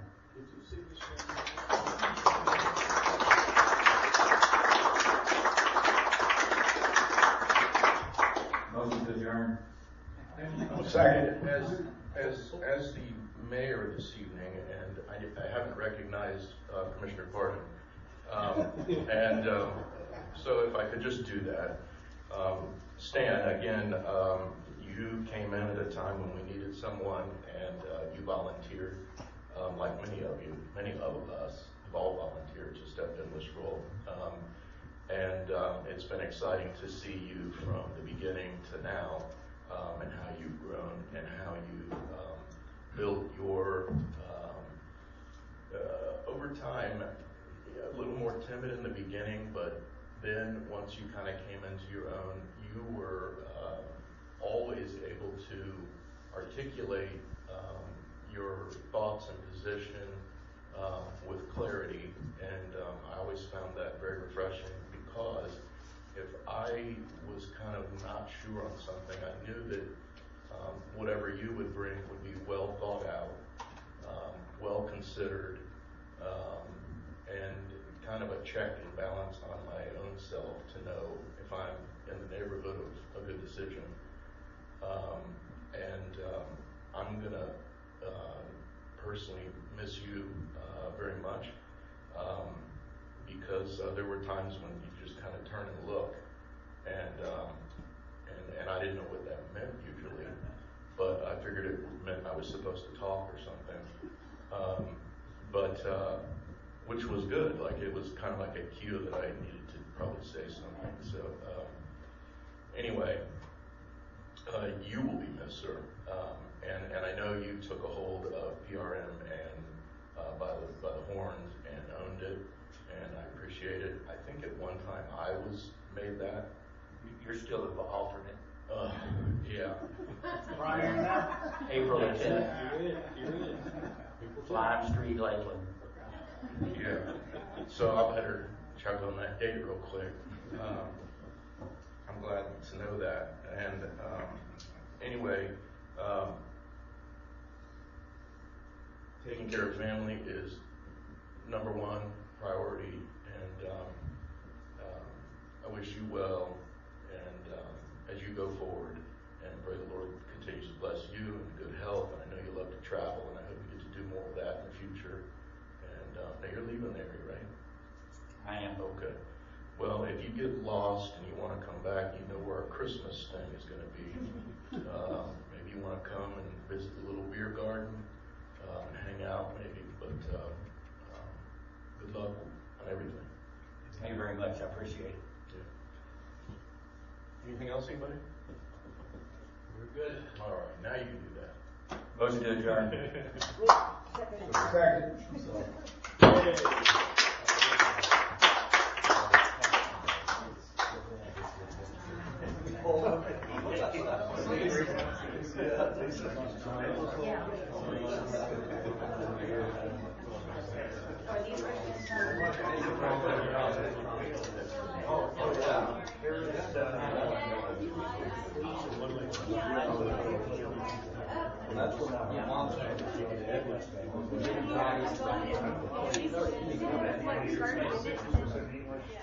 Why didn't they say entry level exit instead of having medium and mid?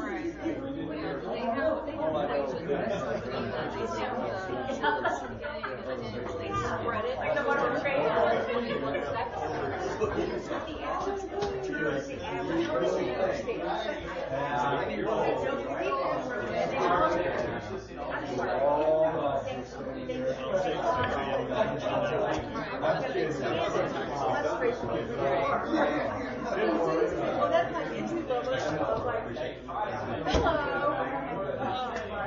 And yeah, everybody understands.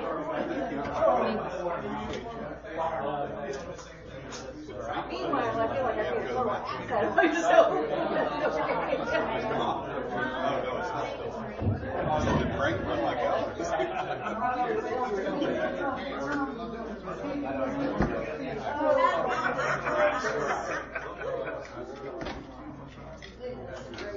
Take care.